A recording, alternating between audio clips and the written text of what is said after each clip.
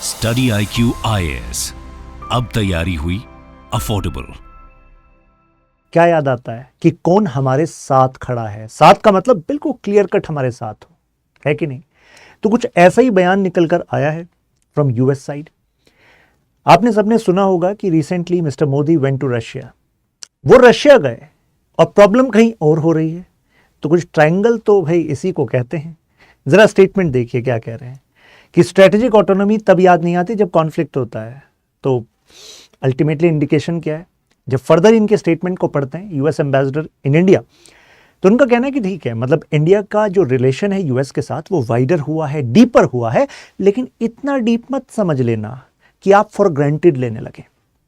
और हर एक रिश्ते की यही मांग होती है कि अच्छा है लेकिन इतना नहीं कि आप फॉर ग्रांटेड लेने लगे।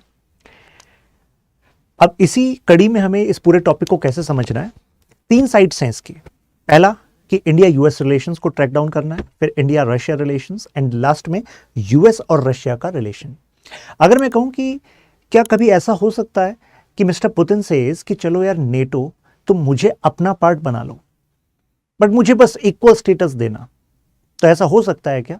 आप में से कुछ लोग कहेंगे नहीं सर, ऐसे तो बकवास बात लग रही है, क्योंकि नेटो तो बना ही था यूएसएसआर को काउंटर करने के लिए, सोवियत संघ को काउंटर करने के लिए, कम्युनिज्म को काउंटर करने के लिए। तो ऐसा कैसे हो सकता है कि रशिया जो है कहने लगे कि नेटो का पार्ट बना लो? ऐसा नहीं हो सकता। सोच रहे होंगे आप, है ना? लेकिन इसी वीडियो में मैं एक एक करके सारी कड़ियों को खोलने वाला हूं। जब मैं सन 2004 मतलब इन 4 सालों की बात करूंगा, तो वहां पर ये स्कोप भी आएगा जहां पर मिस्टर पुतिन कहेंगे अरे नेटो अपना पार्ट बना लो। क्या उसके बाद कुछ हुआ भी? जी हां, नेटो और रशिया की काउंसिल भी बनी थी, तभी जाकर तो पूरा ट्रायंगल पूरा होगा, है कि नहीं? चलिए समझते हैं एक एक करके। वैसे जैसे हम इंडिया यूएस रिलेशन की बात करते हैं, तो एक समय था ये रिलेशन म्यूचुअल सस्पिशन का रिलेशन था, मतलब एक दूसरे पर शक, specially after world war II। All of us know that newly independent country India was actually having, you can से, अलाइनमेंट टुवर्ड्स यूएसएसआर। और हम क्या कहते थे कि हम नॉन अलाइंड हैं। तो उस समय यूएसए हमें कैसे देखता था? म्यूचुअल सस्पिशन से, क्योंकि यूएसए चाहता था कि हम उसकी तरफ अलाइन हो जाएं। उस समय यूएस के प्रेसिडेंट थे उनकी निक्सन, उनका फेमस स्टेटमेंट था कि जो नॉन अलाइनमेंट है ये तो इविल है। What India is doing is pure opportunism. India is not standing up against a शैतान, अ सैटन। और सैटन वो किसको बता रहे थे? यूएसएसआर को, कम्युनिज्म को। तो एक ऐसा रिलेशन था कि वो यूएस से इंडिया की तरफ को देख रहा था, अरे यार ये तो शैतान के साथ खड़े हैं, म्यूचुअल सस्पिशन। लेकिन 1990s के में हमने देखा एक ट्रांजिशन आया, और फिर अभी स्टेटस क्या है? Special strategic global partnership, special strategic global, ये 3 वर्ड्स हम यूज करते हैं। यूएसए की अप्रोच देखते हैं। 1947 इंडिया पाकिस्तान अलग होते हैं, अलग अलग देश बन जाते हैं, और यूएस से अपना साथ किसको देता है? पाकिस्तान को। क्या कारण थे? एक बड़ा कारण था कि कम्युनिस्ट के एक्सपेंशन को हमें रोकना है, और कम्युनिज्म के एक्सपेंशन को रोकेगा कौन? जो कि यूएसए के साथ खड़ा होगा। अब इंडिया तो भाई नैम वाला है, नॉन अलाइन मूवमेंट, कि हम ना तुम्हारे साथ हैं ना इनके साथ हैं, हम तो कबीर के रास्ते पर चल रहे हैं। ना कहू से दोस्ती, ना कहू से बैर, खड़ा कबीरा बाजार में मांगे सबकी खैर। लेकिन दोस्ती रखेंगे, उससे रखेंगे जो अपने बेनिफिट की होगी। लेकिन ऐसा नहीं है कि हम आपके अलायंस पार्टनर बन जाएंगे। लेकिन पाकिस्तान ने स्टैंड लिया। पाकिस्तान ने कहा यूएस से हम तुम्हारे साथ है ना, टेंशन क्यों ले रहे हो? यूएसए ने नेटो बनाया था यूरोप में, और साउथ ईस्ट एशिया के लिए बनाया था सीटो, और ये जो आपका मिडिल ईस्ट वाला पार्ट है इसके लिए बनाया था CENTO. You will be surprise to know कि पाकिस्तान दोनों का मेंबर बना, सीटो का भी बना, सेंटो का भी बना। आप कहेंगे कमाल है पाकिस्तान, ऐसा क्यों कर लिया भाई तुमने? क्योंकि पाकिस्तान को लगता था अगर यूएसए मेरे साथ खड़ा है और मेरी दुश्मनी इंडिया के साथ है, तो यूएसए का पैसा, यूएसए का हथियार मुझे काम आ जाएगा। 1971 की हार के बाद जब पाकिस्तान को लगा यार कुछ भी काम नहीं आया अल्टीमेटली, तो ऐसे फिर सीटों से उसने अपना इस्तीफा दे दिया कि भाई हम नहीं बनेंगे इसका पार्ट, हमें तो कुछ फायदा हुआ नहीं, हमारा तो आधा देश आज़ाद होकर एक नया देश बन गया था, बांग्लादेश। तो ये जो सॉफ्टवेयर एंगल था यूएसए का पाकिस्तान के साथ, मुझे बताइए इसका सीधा डेंट इंडिया यूएस रिलेशनशिप पर होगा कि नहीं होगा? अरे बिल्कुल होगा। वहां पर टेररिज्म बढ़ने लग रहा था, और यूएसए क्या कहता था? यूएसए नजरअंदाज कर देता था। जब हम कहते थे इंटरनेशनल लेवल पर, यूएन लेवल पर, कि भाई terrorism is a global problem, USA कहता था अरे नहीं नहीं, ये तो आपकी इंडिया पाकिस्तान की आपसी प्रॉब्लम है। हालांकि वो उन्हें सबक मिला कब? 9/11 तब पता लगा कि अलकायदा ओसामा बिन लादेन सीधा यूएसए में अटैक कर दिया। हम तो समझा रहे थे, तब तो समझ में आया नहीं। अपीज करता रहा पाकिस्तान को। इस स्ट्रेटजी को कहते हैं actually keep the pot boiling, यानी कि साउथ एशिया को बॉयल रखो, क्योंकि अगर बॉयल रहेगा साउथ एशिया तभी तो यूएसए का रिलेवेंस इस एरिया में रहेगा। इसको कहते हैं हाइफिनेशन, मतलब वो इंडिया और पाकिस्तान में इस तरीके से पाकिस्तान को साइड करता था जिससे कि इंडिया को प्रॉब्लम हो, इंडिया के लिए चैलेंजेस आए। वो समझता था कि इन चैलेंजेस से इंडिया बॉक डाउन होगा और वो यूएसए से रिलैक्सेशंस की मांग करेगा। खैर उस समय पर हमें बैकिंग किसकी थी? यूएसएसआर की। फेमस ट्रीटी जो हुई थी इंदिरा गांधी जी के टाइम में, India USSR friendship treaty. Third, blind eye, ये आपको दिख रहे होंगे यहाँ पर, क्लियरली नहीं दिख रहे हो तो बता दूं, ये AQ खान है। यहाँ पर illegal nuclear you can say programme चल रहा था और उसकी तरफ ये ब्लाइंड आए थे यूएसए। तो ये प्रॉब्लम्स थी इंडिया की। इंडिया इन कारण से यूएसए को, मतलब यूएसए को फेवर नहीं करता था, राइट। पहली बात तो हमें अपनी साइड लेना चाह रहे हैं, दूसरी बात ये पाकिस्तान को सपोर्ट किए जा रहे हैं, creating security issues for India. अब यूएसए का क्या कंसर्न था? यूएसए का कहना भाई मेरा भी तो सुन लो, आपने अपनी तो बता दी। हमने कहा चलो भाई बताओ आपका क्या कंसर्न है। उन्होंने कहा एक तो तुम चाइना को सपोर्ट करते हो, जैसे कि इवन जो परमानेंट 5 मेंबरशिप है, मींस P5 मेंबरशिप स्टेटस जो होता है यूएनएससी का, यूनाइटेड नेशन सिक्योरिटी काउंसिल का, तो उसमें जो एक सीट थी उसमें चाइना, जो पीपल रिपब्लिक ऑफ चाइना है, इसके ये कंटेंडर था। यूएसए ने हमसे उस समय कहा कि इंडिया आप चाहते हो P5 बनना? इंडिया ने कहा नहीं, हमारी कोई मंशा नहीं है। यूएसए ने कहा हम बनवा देंगे आपको, हम और हमारे वेस्टर्न यूरोपियन नेशंस आपको सपोर्ट करेंगे, आप अपना दावेदारी तो रखो। क्यों आप सपोर्ट करो पीपल रिपब्लिक ऑफ चाइना को? इनकी जगह यूनाइटेड नेशन सिक्योरिटी काउंसिल, जिसका जिम्मा है, यूएन की सबसे पावरफुल बॉडी है, तो उसमें आप बनो ना। तो इंडिया ने कहा नहीं नहीं, हम ऐसा नहीं कर रहे। आप कहोगे यार ये तो ऑफर बड़ा अच्छा था, लेकिन देखिए कई बार ऑफर केवल इसलिए दिए जाते हैं जिससे कि आपकी जो साइड है उसको वीक कर दिया जाए। हो सकता है वो सपोर्ट उतना दे ही ना जिससे कि आप मेंबर बन पाओ। मतलब ये हुआ कि यहां से तो गए और वहां के भी ना रहे। ऐसा कैसे? क्योंकि चाइना को उस समय सपोर्ट कर रहा था यूएसएसआर, और यही तो वो ब्लॉक था जिसको यूएसए तोड़ना चाहता था। तो अगर यूएसएसआर कह रहा था कि यार चाइना तुम हमारे साथ चलो P5 में, तुम्हें मेंबर बनाएंगे, कम्युनिस्ट ब्लॉक को स्ट्रांग करेंगे, क्योंकि बाकी 3 तो क्या है, कैपिटलिस्ट हैं। अब अगर चाइना को हटाकर इंडिया कहता यूएसएसआर से कि देखो हम तुम्हारी नहीं सुनेंगे, हम ही जाएंगे, तो एक तरीके से कैपिटलिस्ट ब्लॉक और ज्यादा मजबूत हो जाता, क्योंकि इंडिया कम्युनिस्ट तो था नहीं, having socialist leaning but mix economy, तो यूएसए के तो फेवर में होता अगर बन भी जाता। वैसे तो कहना था कि यूएसए हो सकता है कि अपनी तरफ से कुछ वोट्स तो बटोरता, लेकिन हो सकता है फुल फ्लैश सपोर्ट ना करता, जिससे कि अल्टीमेटली राइवलरी हो जाती चाइना में, यूएसएसआर में एंड इंडिया में। खैर, तो हमने कहा हम तुम्हारे बहकावे में नहीं आएंगे, वी आर सपोर्टिंग चाइना, क्योंकि उस टाइम पर हमारे जो रिलेशन थे चाइना के साथ वो बेटर चल रहे थे। दूसरा रशिया, जो उस समय यूएसआर था, तो इनका कहना था कि यार यू आर सपोर्टिंग यूएसआर, तो यानी कि 2 रीजन तो हो गई है। तो आप कहेंगे तीसरा और क्या कारण है? तीसरा था जो वो कंट्रोल करना चाह रहा था इस एरिया में, यानी कि वियतनाम वाले एरिया में और कोरिया वाले एरिया में। तो हमने उसका अपोज किया। हमने कहा देखो ये पसंद नहीं है हमें कि आप दूसरे देशों में दखल करते हो और कम्युनिज्म वर्सेस कैपिटलिज्म के नाम पर वहां पर प्रॉक्सी वॉर करते हो। ये फेमस स्ट्रेटजी रही है। एक्चुअली एक स्कॉलर हुए हैं हेंस जे मॉर्गेंथ्यू। कहा जाता है वर्ल्ड वॉर 2 के बाद अगर यूएस की फॉरेन पॉलिसी को पढ़ना हो किसके विचारों से वो प्रभावित है, तो वो है हेंस जे मॉर्गेंथ्यू के विचारों से। आप जरा समझिएगा कैसे। मॉर्गेंथ्यू ने कहा कि जब कोई बहुत ताकतवर हो जाता है तब उसे और ज्यादा संजीदा हो जाना चाहिए, in a context that you should be more realist. आप कहेंगे मतलब समझ नहीं आया। मतलब ये कि अगर आप सक्सेसफुल हो जाओ ना, जैसे वर्ल्ड वॉर 2 में यूएसए सक्सेसफुल हो गया था, मेजर नुकसान भी अगर कहीं पर हुआ था, जान माल की हानि, वो कहां पर हुआ था? यूरोप में हुआ था। भाई साहब यूएसए को तो ज्योग्राफी ने भी अपना यू कैन से सपोर्ट दिया हुआ है, एक तरफ पैसिफिक दूसरी तरफ अटलांटिक, तो यूएसए तो फायदे में ही रहा। तो हेंस जे मॉर्गेंथ्यू ने कहा कि अगर आप जीत जाते हो ना तो आप बेपरवाह हो जाते हो, और बेपरवाह होकर आप नुकसान झेलते हो आज भी और भविष्य में भी।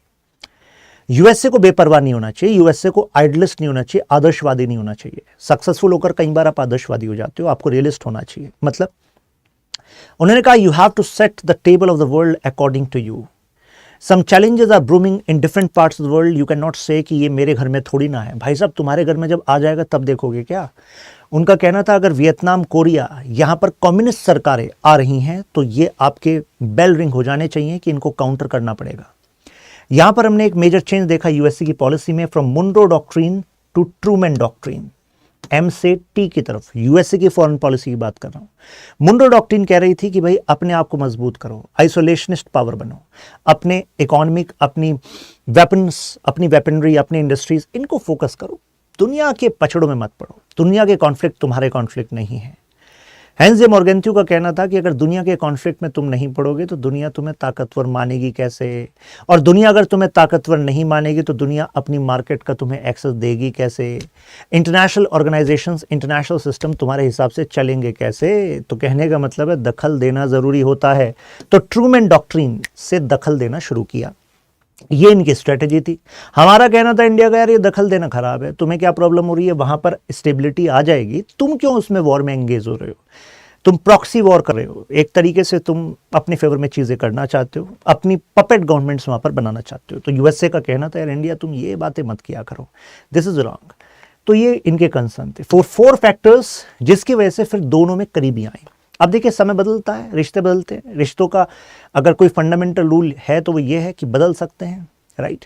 कैसे बदल सकते हैं, एक ही बात मैटर करती है, इंटरेस्ट। यानी कि अगर इंडिया का इंटरेस्ट और यूएसए का इंटरेस्ट अब एक दूसरे में हो जाए तो रिश्ते बेहतर हो जाएंगे। कैसे हुआ ये बताइए। पूरे कोल्ड वॉर पीरियड में अगर 1991 तक देखें, क्योंकि 1991 में यूएसएसआर का डिसइंटीग्रेशन हो गया था, तो उस समय तक तो चलो हमारे पास यूएसएसआर था, लेकिन जैसे ही यूएसएसआर का डिसइंटीग्रेशन हो गया तो एक बड़ी ताकत जो सिक्योरिटी की बैकिंग भी दे रही थी, हमारे साथ ट्रेड भी कर रही थी, भाई साहब वो तो चली गई, यूएसएसआर का हो गया disintegration.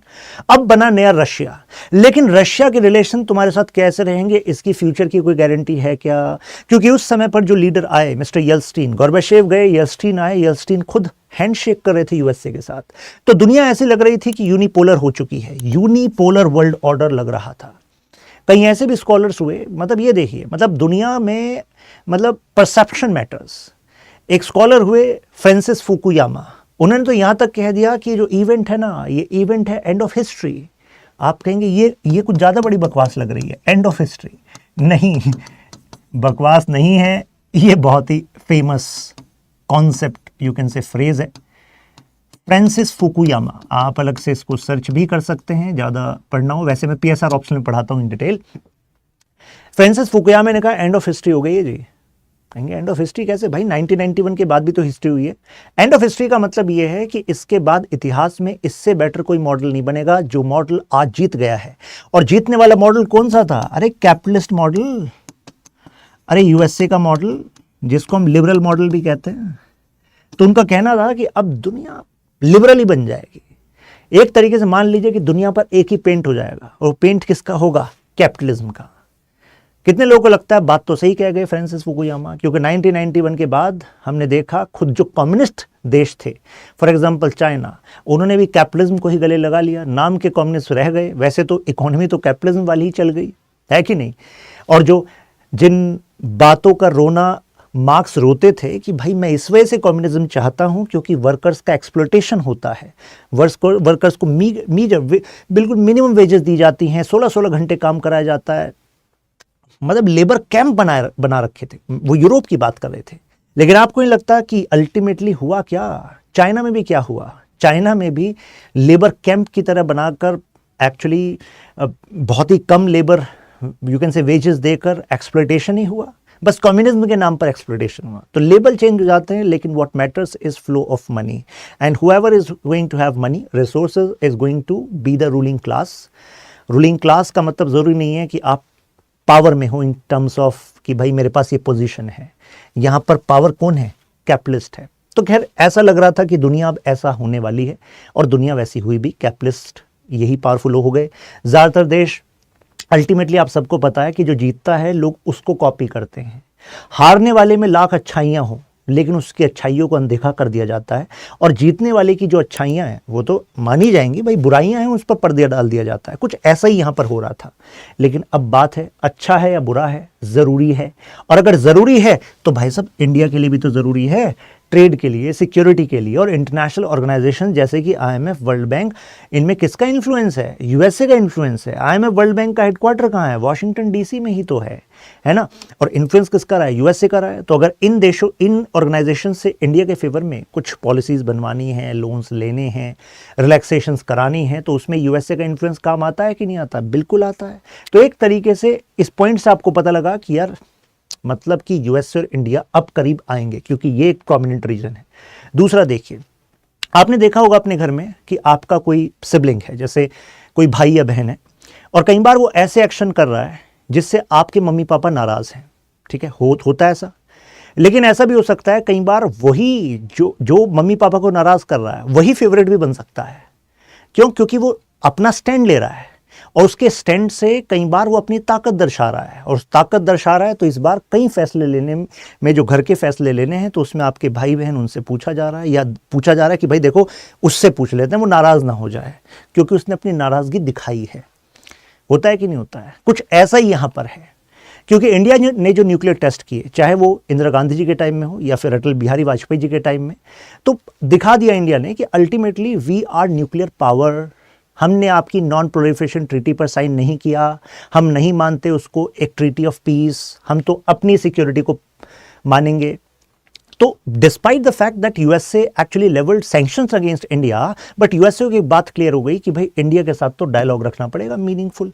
You can not sideline India, आप साइडलाइन नहीं कर सकते इंडिया को। तो यानी कि अल्टीमेटली बात यह है कि पावर से रेस्पेक्ट मिलती है इंटरनेशनल पॉलिटिक्स में, राइट? तो if you are powerful, then you are going to get attention and respect. Initially you should have that risk capability. जब तक रिस्क नहीं है तब तक बड़े एक्शन नहीं लोगे। कुछ ऐसे एक्शंस लो जिससे कुछ लोग नाराज भी हों, लेकिन जो लोग नाराज हो रहे हैं वो इस वजह से नाराज हो रहे हैं क्योंकि वो चाहते हैं केवल वही ताकतवर बने रहें। यूएसए, फ्रांस, ये देश चाहते थे कि यही न्यूक्लियर पावर बने रहे। हमने कहा भाई ऐसा क्यों, हम क्यों ना बनेंगे पावर, हमने बन गए। इसके बाद थर्ड, ग्लोबलाइजेशन। ग्लोबलाइजेशन से यूएसए की कंपनीज को चाहिए था कि इंडिया जैसी मार्केट्स को अपने यू कैन से यूटिलाइजेशन कर, मतलब यूटिलाइज करें। हमें भी ज़रूरत थी कि भाई आप हमारे यहाँ इन्वेस्टमेंट लाइए, है कि नहीं? हमें इन्वेस्टमेंट चाहिए था, उनको इन्वेस्टमेंट करना था, उनको प्रॉफिट कमाना था। तो कॉम्प्लीमेंट्रीनेस थी या नहीं थी? थी। तो ये एक थर्ड पॉइंट बन गया कि अब इंडिया और यूएस के रिलेशन करीब आएंगे। एक और बात बताता हूँ, आसियान, ये वाला reasons, association of south east Asian Nations. बहुत कम लोगों को शायद पता होगा कि आसियान को बनाने में पुश फैक्टर यूएसए का था। यानी कि ये 10 नेशंस, मैं किसकी बात कर रहा हूं? Myanmar, Laos, Thailand, Cambodia, Indonesia, Singapore, इनकी बात कर रहा हूं, फिलीपींस। इन सब देशों को साथ लाने में, आसियान बनाने में यूएसए का भी रोल था। आप कहेंगे सर यूएसए को क्या मतलब? सर यूएसए वहां, ये यहां। अरे भाई साहब, वहां यहां तो हटा ही दिया ना। अभी बताया तो था आपको ट्रूमैन की डॉक्ट्रिन क्या कह रही है। दुनिया में जहां जहां कम्युनिज्म को पुश बैक करना होगा वो यूएसए की प्रायोरिटी होगी। यूएसए को वहां पर पैसा लगाना हो, हथियार लगाना हो, टेंशन वाली बात ही नहीं है, यूएसए करेगा। तो यहां पर क्या हुआ? अब आसियान जो बना था वो इस मॉडल पर बना था कि you are going to flourish by the idea of capitalism.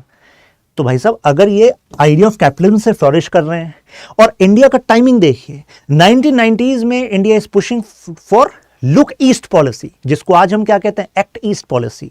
तो भाई साहब यूएसए तो कहेगा ना, यार बहुत अच्छी बात है, आप इनके साथ कनेक्ट हो जाइए, लिबरल पॉलिसीज पे, ट्रेड को में और ज़्यादा यू कैन से एंगेज कीजिए। तो अल्टीमेटली जो यूएसए चाहता था कि इस एरिया का एम्पावरमेंट होगा कैपिटलिस्ट आइडियाज पर, वो हो पाएगा।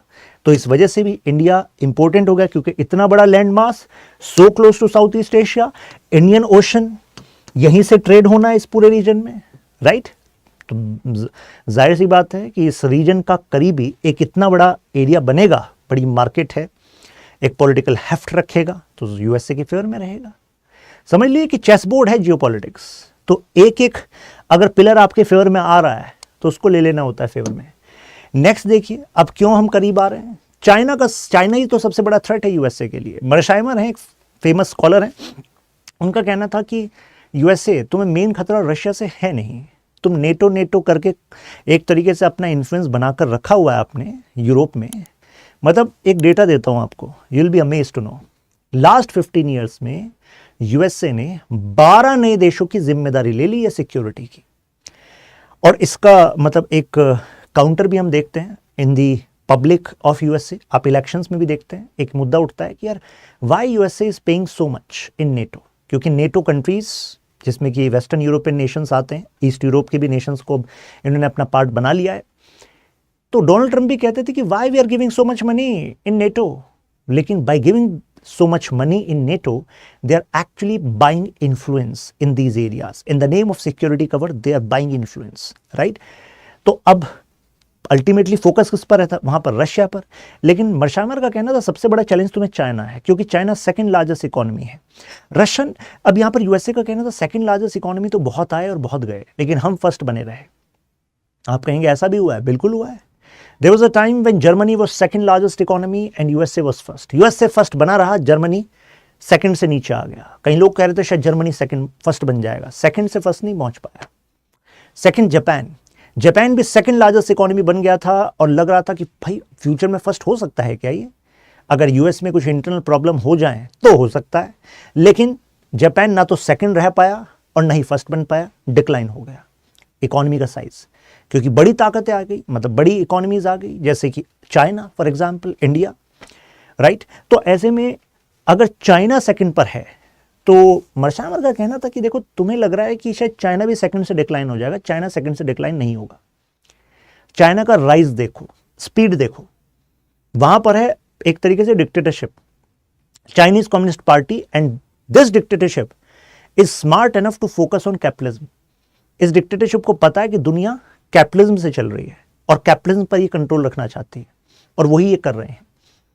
ऑल्दो कैपिटलिज्म कहता है कि फ्लोरिश करो, स्टेट का रोल कम करो, गवर्नमेंट का रोल कम करो, लेकिन नहीं है, ये अपने रोल को बरकरार भी रखेगी और एक्सपोर्ट ओरिएंटेड इकोनॉमी बनेगी, और वो बनी।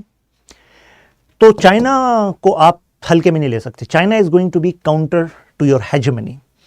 तो ऐसे में अगर हेजेमनी को काउंटर करना है और इंडिया का भी भाई कॉमन एनिमी हो गया, तो चाणक्य का मंडल सिद्धांत क्या कहता है कि भाई दुश्मन का जो दुश्मन है, यानी कि अमेरिका का दुश्मन ही है, हमारा भी दुश्मन ही है, तो दुश्मन का दुश्मन क्या होता है? दोस्त होता है कि नहीं? तो इंडिया का दुश्मन चाइना, इसका दुश्मन यूएसए, तो एक तरीके से हम दोनों दोस्त हुए कि नहीं हुए? हम दोनों दोस्त हुए, क्योंकि दोनों को थ्रेट किससे है? चाइना से।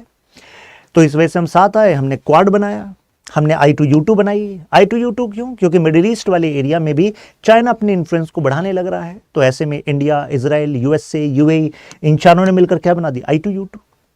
तो यानी कि स्ट्रेटेजिक पॉइंट ऑफ व्यू से भी India and USA are important for each other और नॉट, है कि नहीं? तो ये पॉइंट्स प्रूव हो गए। अब करंट स्टेटस क्या है? अभी देखिए 50 के आसपास डायलॉग्स हैं, सेपरेट डायलॉग्स हैं इंडिया यूएस के रिलेशनशिप में। आप कहेंगे 50 के आसपास मतलब क्या है? इसका मतलब है डिफरेंट सेक्टर्स, यानी कि इंडिया और यूएस से ऐसा कहा जाता है जितने एरियाज ऑफ कोऑपरेशन हो सकते हैं ना दो देशों के बीच में, इंडिया और यूएसए के बीच में हैं। इतने एरियाज में हम वी आर कोऑपरेटिंग। देखिए political, economic, technological, counter terrorism, security, defence, cyber, health, climate, space, मतलब हर जगह तो हम हैं। 50 डायलॉग्स हैं, 50 डायलॉग मैकेनिज्म है, 50 अलग अलग एरियाज में वी आर पार्टनरिंग। इसके अलावा 3 आपको एंगल्स बताता हूं। ट्रेड देखिए, ट्रेड में आप सीधा अपने आंसर में भी लिख सकते हैं, समझ के लिए भी आपको पता होना चाहिए। लास्ट 2 डिकेड्स में 20 टाइम्स हो गया ट्रेड, ये तो याद भी रह जाएगा आपको डेटा वैसे भी भाई। 2 डिकेड्स में 20 टाइम्स हो गया इंडिया यूएस के बीच का ट्रेड वैल्यू। $200 बिलियन था लास्ट ईयर 2023 में, राइट। डिफेंस की बात देखिए, $25 बिलियन के आसपास बैठ रहा है। अल्टीमेटली हमने क्या किया है कि रशिया से जो हम इंपोर्ट करते थे वेपन्स को, उसको हमने डाइवर्सिफाई करना स्टार्ट किया है। USA, France, even Sweden, Israel, इन सब से हथियार खरीद रहे हैं, तो उसमें यूएसए एक बिग प्लेयर आया है बनकर।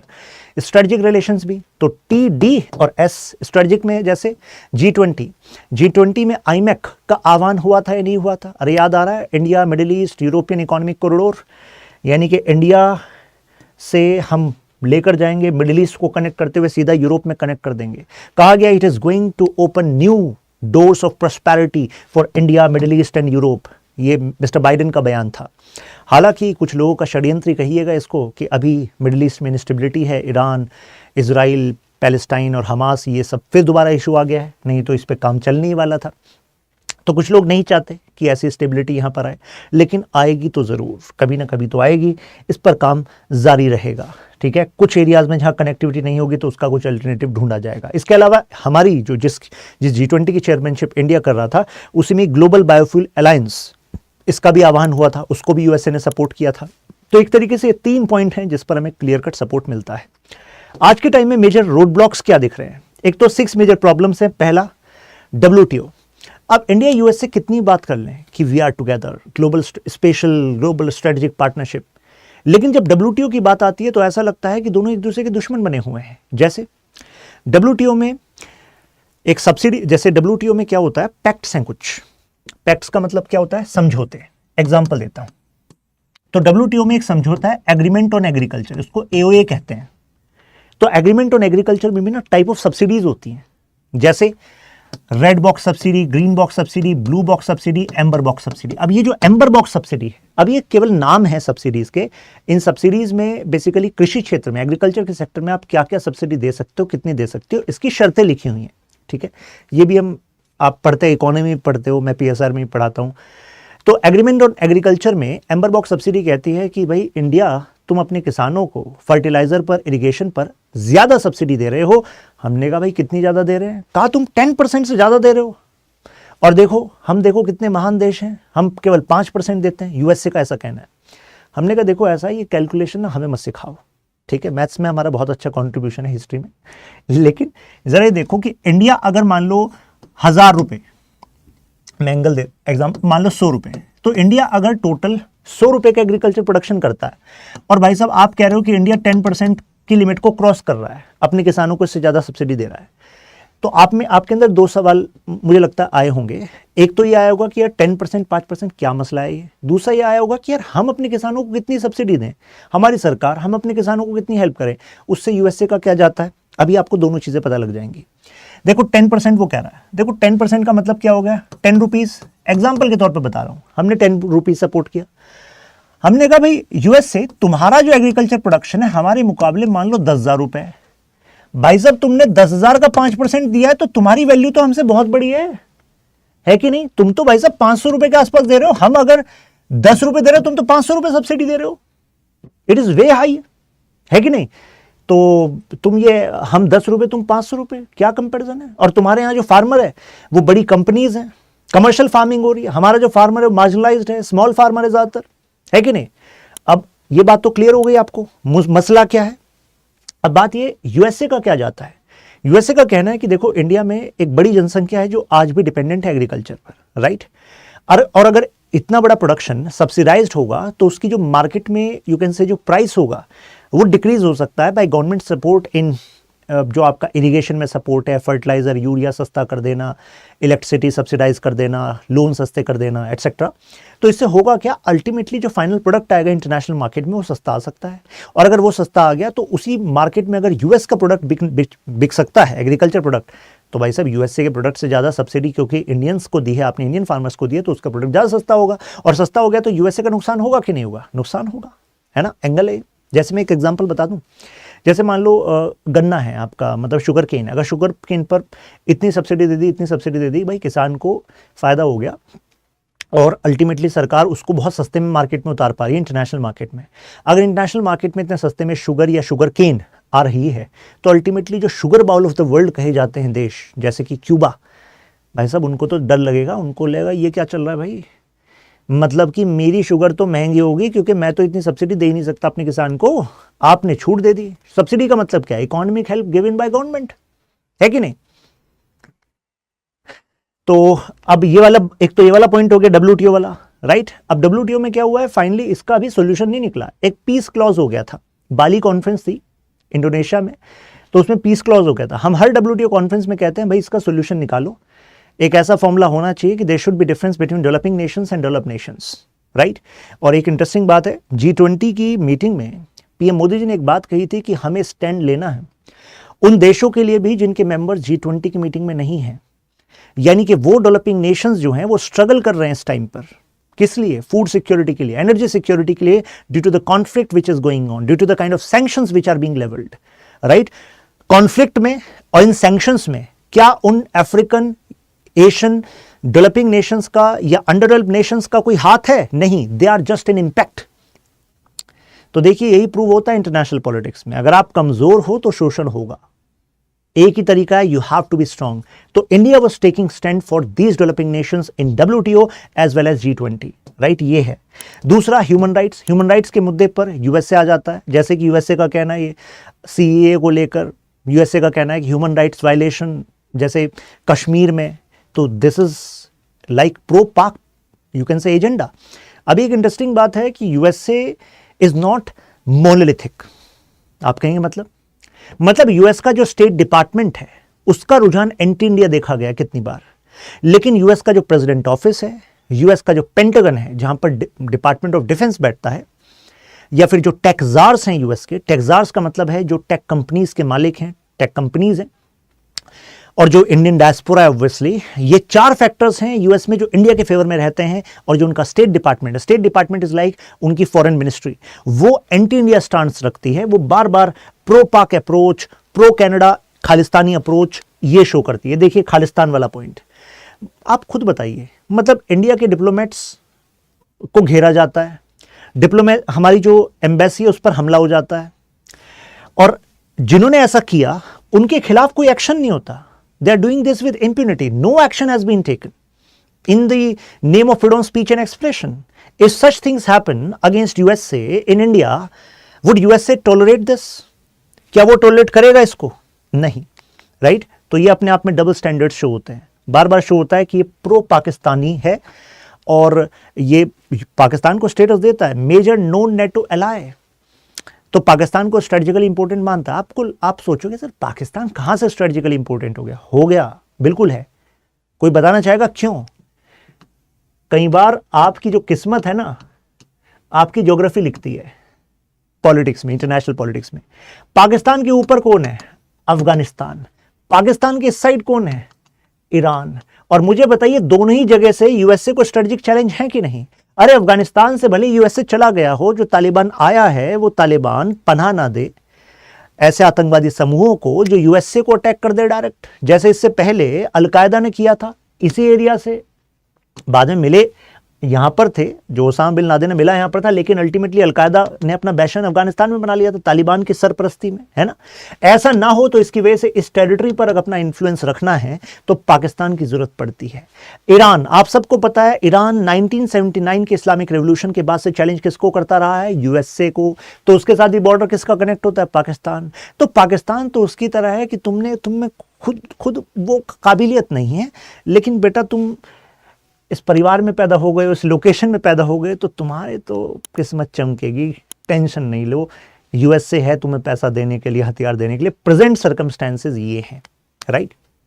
नाउ पाकिस्तान फाइनेंशियल एड इसी वजह से वो फाइनेंशियल एड देता है। नाउ रशिया एंड ईरान, आप कहेंगे एंगल, इसका क्या एंगल है? इसका एंगल ये है कि ये मतलब हम बात कर रहे हैं कि रशिया और ईरान दोनों के इंडिया के साथ अच्छे रिलेशन होना।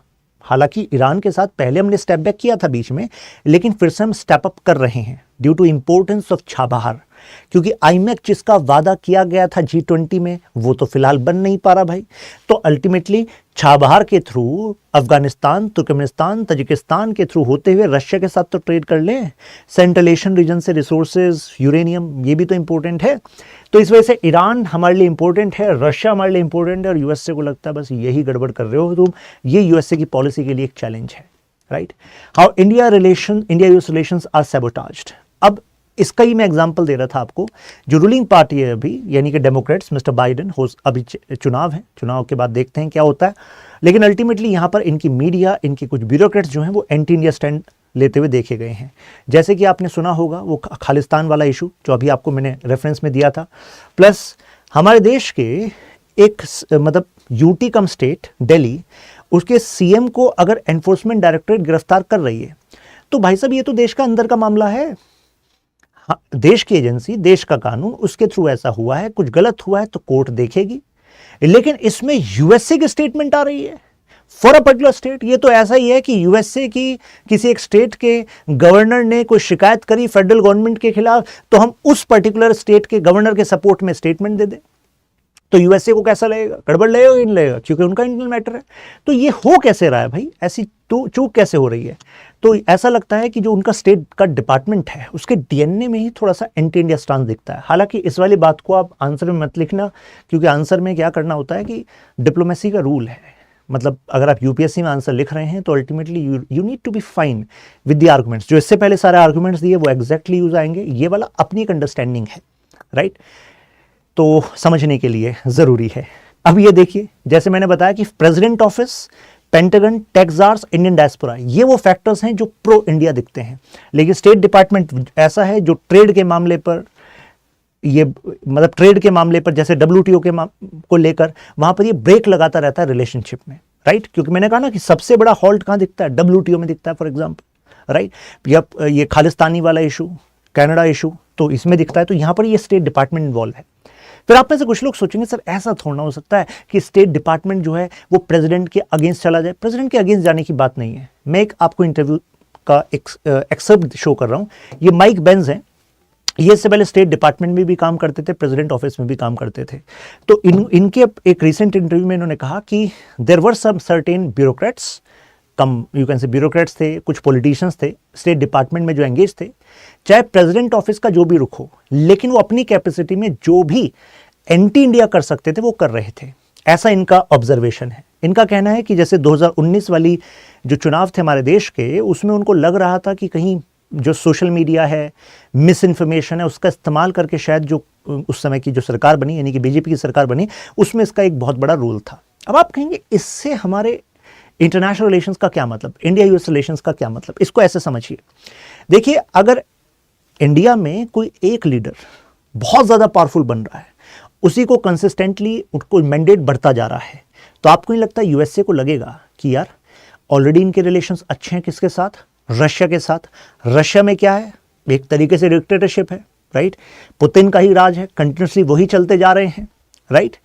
इनके रिलेशंस यू कैन से अगर बहुत अच्छे नहीं है तो इनके रिलेशंस खराब भी नहीं है नॉर्थ कोरिया से।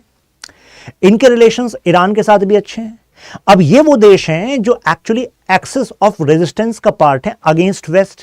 जो वेस्टर्न लिबरल डेमोक्रेसीज हैं उसके मॉडल को चैलेंज कर रहे हैं कि नहीं कर रहे हैं ये नेशंस? कौन नेशंस? हम नहीं, मतलब कि रशिया, नॉर्थ कोरिया, ईरान, इसमें चाइना भी आ जाता है, लेकिन चाइना के साथ हमारे रिलेशन नहीं है अच्छे, है कि नहीं? तो ऐसे में उनको लग रहा था कि अगर ये ट्रेंड्स इंडिया में दिखे तो कहीं ऐसा तो नहीं है कि इंडिया भी इन्हीं के रास्ते पर चलने लगेगा और इंडिया अपनी ग्रोथ स्टोरी को कहेगा we were able to do this because we were having autocracy, right. कहीं ऐसा ना करे। तो ये भी एक इनसिक्योरिटी हो सकती है यूएसए के कुछ पावर ग्रुप्स में। नाउ इंडिया रशिया रिलेशंस की एक शॉर्ट स्टोरी है यहां पर। फिर अभी तक हमने इंडिया यूएस को समझा। मुझे लगता है ये वाला पार्ट आपको क्लियर कट समझ में आ गया होगा। अगर बिल्कुल क्लियर कट समझ में आ गया तो मेंशन वाह इन कमेंट्स में। चलिए आगे बढ़ते हैं। देखिए, हमारी स्टोरी कनेक्टेड है। जैसे हम आज़ाद होते हैं, अब हमें अपनी इकोनॉमी को डेवलप करना है और इकोनॉमी के पहले पिलर्स लगाने हैं। Pillars, heavy industries, you can से hydro electricity, PSUs etcetera, right. कौन सी इकोनॉमिक मॉडल को अपनाए भाई? इंडस्ट्रियल पॉलिसी 1948 जो डिक्लेयर होती है उसमें कहा जाता है कि India is going to be a mix economy. बस जो कुछ सेक्टर्स हैं they are going to be controlled by government, यानी कि गवर्नमेंट ही उन सेक्टर्स को कंट्रोल करेगी। भारत की जो गुलामी थी, जो हमारा पास्ट है, वो एक्चुअली रिफ्लेक्ट कर रहा था outcome of capitalist influence which happened in Europe. आप कहेंगे मतलब? भाई सीधा सा मतलब ये है, ब्रिटिशर्स यहां पर आए। कौन आया था? एक प्राइवेट कंपनी तो आई थी, इंग्लिश ईस्ट इंडिया कंपनी। तो एक प्राइवेट कंपनी आकर इतनी बड़ी ताकत बन जाती है, फिर उसके बाद क्राउन का डायरेक्टली कंट्रोल आ जाता है। 1858 से 1947 तक क्राउन रूल रहा। तो एक बात हमें समझ में आ गई कि भाई प्राइवेट कंपनी अपने प्रॉफिट के लिए काम करती है, उसको बिल्कुल फर्क नहीं पड़ता जो जनता है उस पर क्या इन्फ्लुएंस होता है। तो एक तरीके से हमारे पास कैपिटलिज्म तो चॉइस नहीं थी, हमारा इंक्लिनेशन किसकी तरफ होना था? सोशलिज्म की तरफ होना था। वो कहते हैं ना कि दूध का जला छाछ को भी फूंक मार मार के पीता है। तो अगर कोई कहेगा भी यार अपनी इकोनॉमी को ओपन कर दो, प्राइवेट सेक्टर की कंपनियां आने वाली हैं यूएसए की, ब्रिटेन की, हम कहेंगे भाई हाथ जुड़वा लो, जैसे तैसे आज़ाद हुए, पता नहीं फिर कैसे पॉलिटिकल इन्फ्लुएंस ले आएंगे, राइट। तो अब ऐसे में जैसे आज के टाइम की बात करें तो आज के टाइम में कहा जाता है, एक वर्ड है नियो कोलोनियलिज्म। आज भले ही कई private companies direct political control नहीं रखती, लेकिन उनका इकोनॉमिक पावर इतना ज़्यादा है, उन पर डिपेंडेंस किसी भी इकोनॉमी की इतनी ज़्यादा है कि वो एक इनडायरेक्ट इन्फ्लुएंस तो रख सकती हैं ऑन द गवर्नमेंट, राइट। खैर, अब इसी वजह से हमने तो किसकी तरफ इंक्लिनेशन रखा? सोशलिज्म की तरफ इंक्लिनेशन रखा, राइट। हालांकि हमारे प्रेम्बल में वर्ड सोशलिस्ट मेंशन नहीं था, वो तो बाद में 42nd constitution amendment act 1976 Indira Gandhi ji ने लाया। तो कई लोग कहते हैं अरे फिर तो हम सोशलिस्ट कहाँ थे? अरे भाई साहब, आप DPSP तो खोल के देखो, राइट। और और आप अगर प्रियम्बल में सोशलिस्ट वर्ड गिन रहे हो, उसके अलावा जो अदर वर्ड्स आप देखोगे, जैसे इक्वालिटी का आइडिया है, राइट, जस्टिस की बात करें तो सोशल, पॉलिटिकल, इकोनॉमिक, तीनों तरह के जस्टिस की बात की गई है। डीपीएसपी अल्टीमेटली वो सोशलिस्ट आइडियाज भी उसमें इंक्लूडेड हैं, है कि नहीं? तो हमारा इंक्लिनेशन इसकी तरफ था, प्लस हमारी गवर्नमेंट की पॉलिसीज भी, government was controlling so many areas, है ना, सो मेनी सेक्टर्स। सो ऐसे में हमें हेल्प कौन कर रहा था?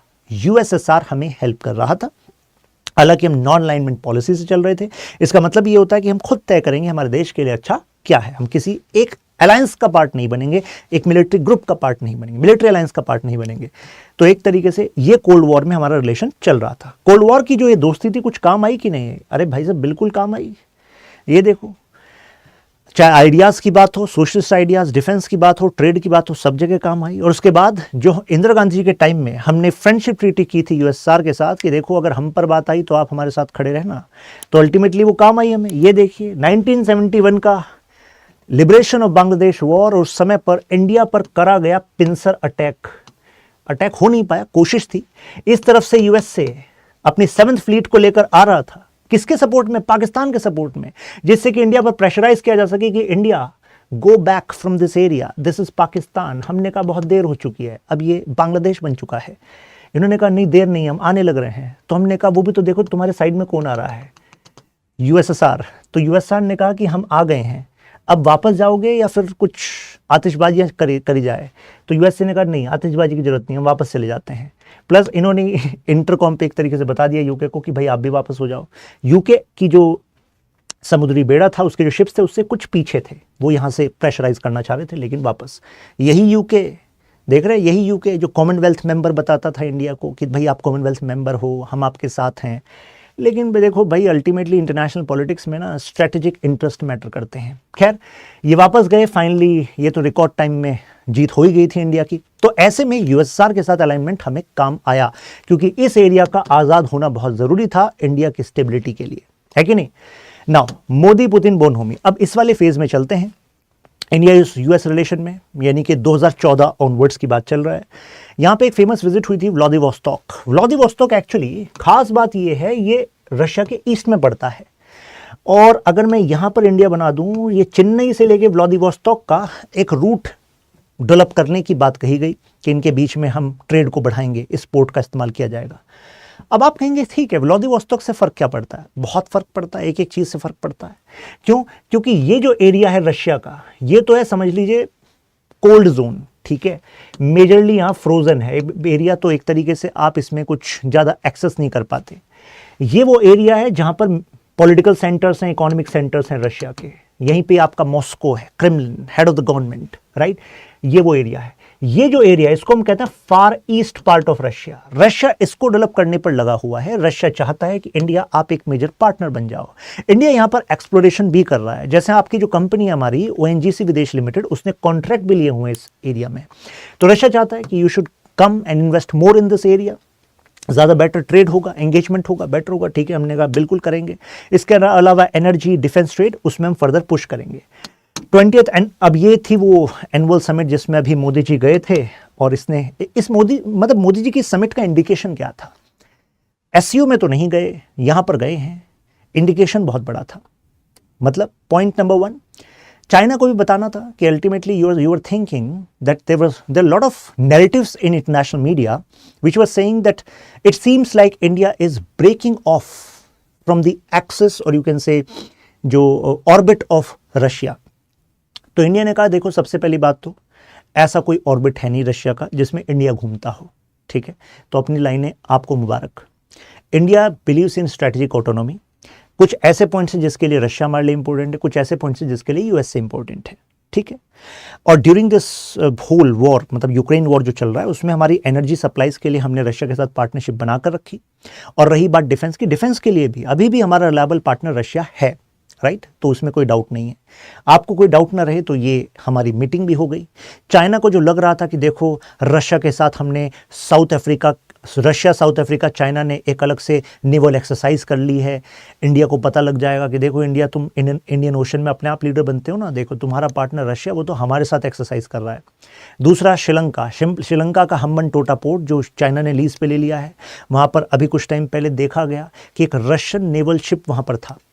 उस रशियन नेवल शिप से चाइना इंडिकेशन देना चाह रहा था कि देखो तुम हम्बन टोटा भी बड़ा शोर मचाते हो इंडिया कि हम्बन टोटा पोर्ट श्रीलंका का, ये एक तरीके से स्ट्रिंग ऑफ पर्ल्स थ्योरी के हिसाब से तुम्हें घेरने की कोशिश है। देखो तुम्हें घेरने का आरोप तुम हम पे लगाते हो ना, कई सारी बातें कहीं नहीं जाती, समझी जाती हैं। तो देखो यहाँ पर रशिया का भी नेवल शिप है, तो कुछ समझ रहे हो इंडिया? तो इंडिया कह रहा है कि देखो ऐसा है, ये समझ और समझना अपने पास रखो, हमारे रिलेशन स्ट्रांग हैं रशिया के साथ, और हम केवल रशिया पर भी डिपेंडेंट नहीं हैं, हम स्ट्रेटेजिक ऑटोनॉमी में बिलीव करते हैं। तो चाइना, आपका इंतज़ाम हमने अलग तरीके से कर रखा है, क्वाड है, I2U2 है, फिर बाकी लोग स्क्वाड बना रहे हैं फिलीपींस के साथ मिलकर, ऑकस बना हुआ है, तो स्क्रू आपके भी टाइट करने के पूरा इंतजाम है। खैर, एरियाज ऑफ कोऑपरेशन की बात करें, new Delhi and Moscow 3 sectors में बेसिकली एंगेज कर रहे हैं, जैसे energy, arms sales and trade. अब उसका एक डेटा मैं आपको दिखाता हूँ। वैसे ये पता होना चाहिए, new Delhi 3rd largest energy importer है वर्ल्ड का, और ये ग्रेजुअली बढ़ने वाला है, क्योंकि सबसे बड़ी पॉपुलेशन से ब्लेस्ड कौन सा देश है? अरे हम ही तो हैं।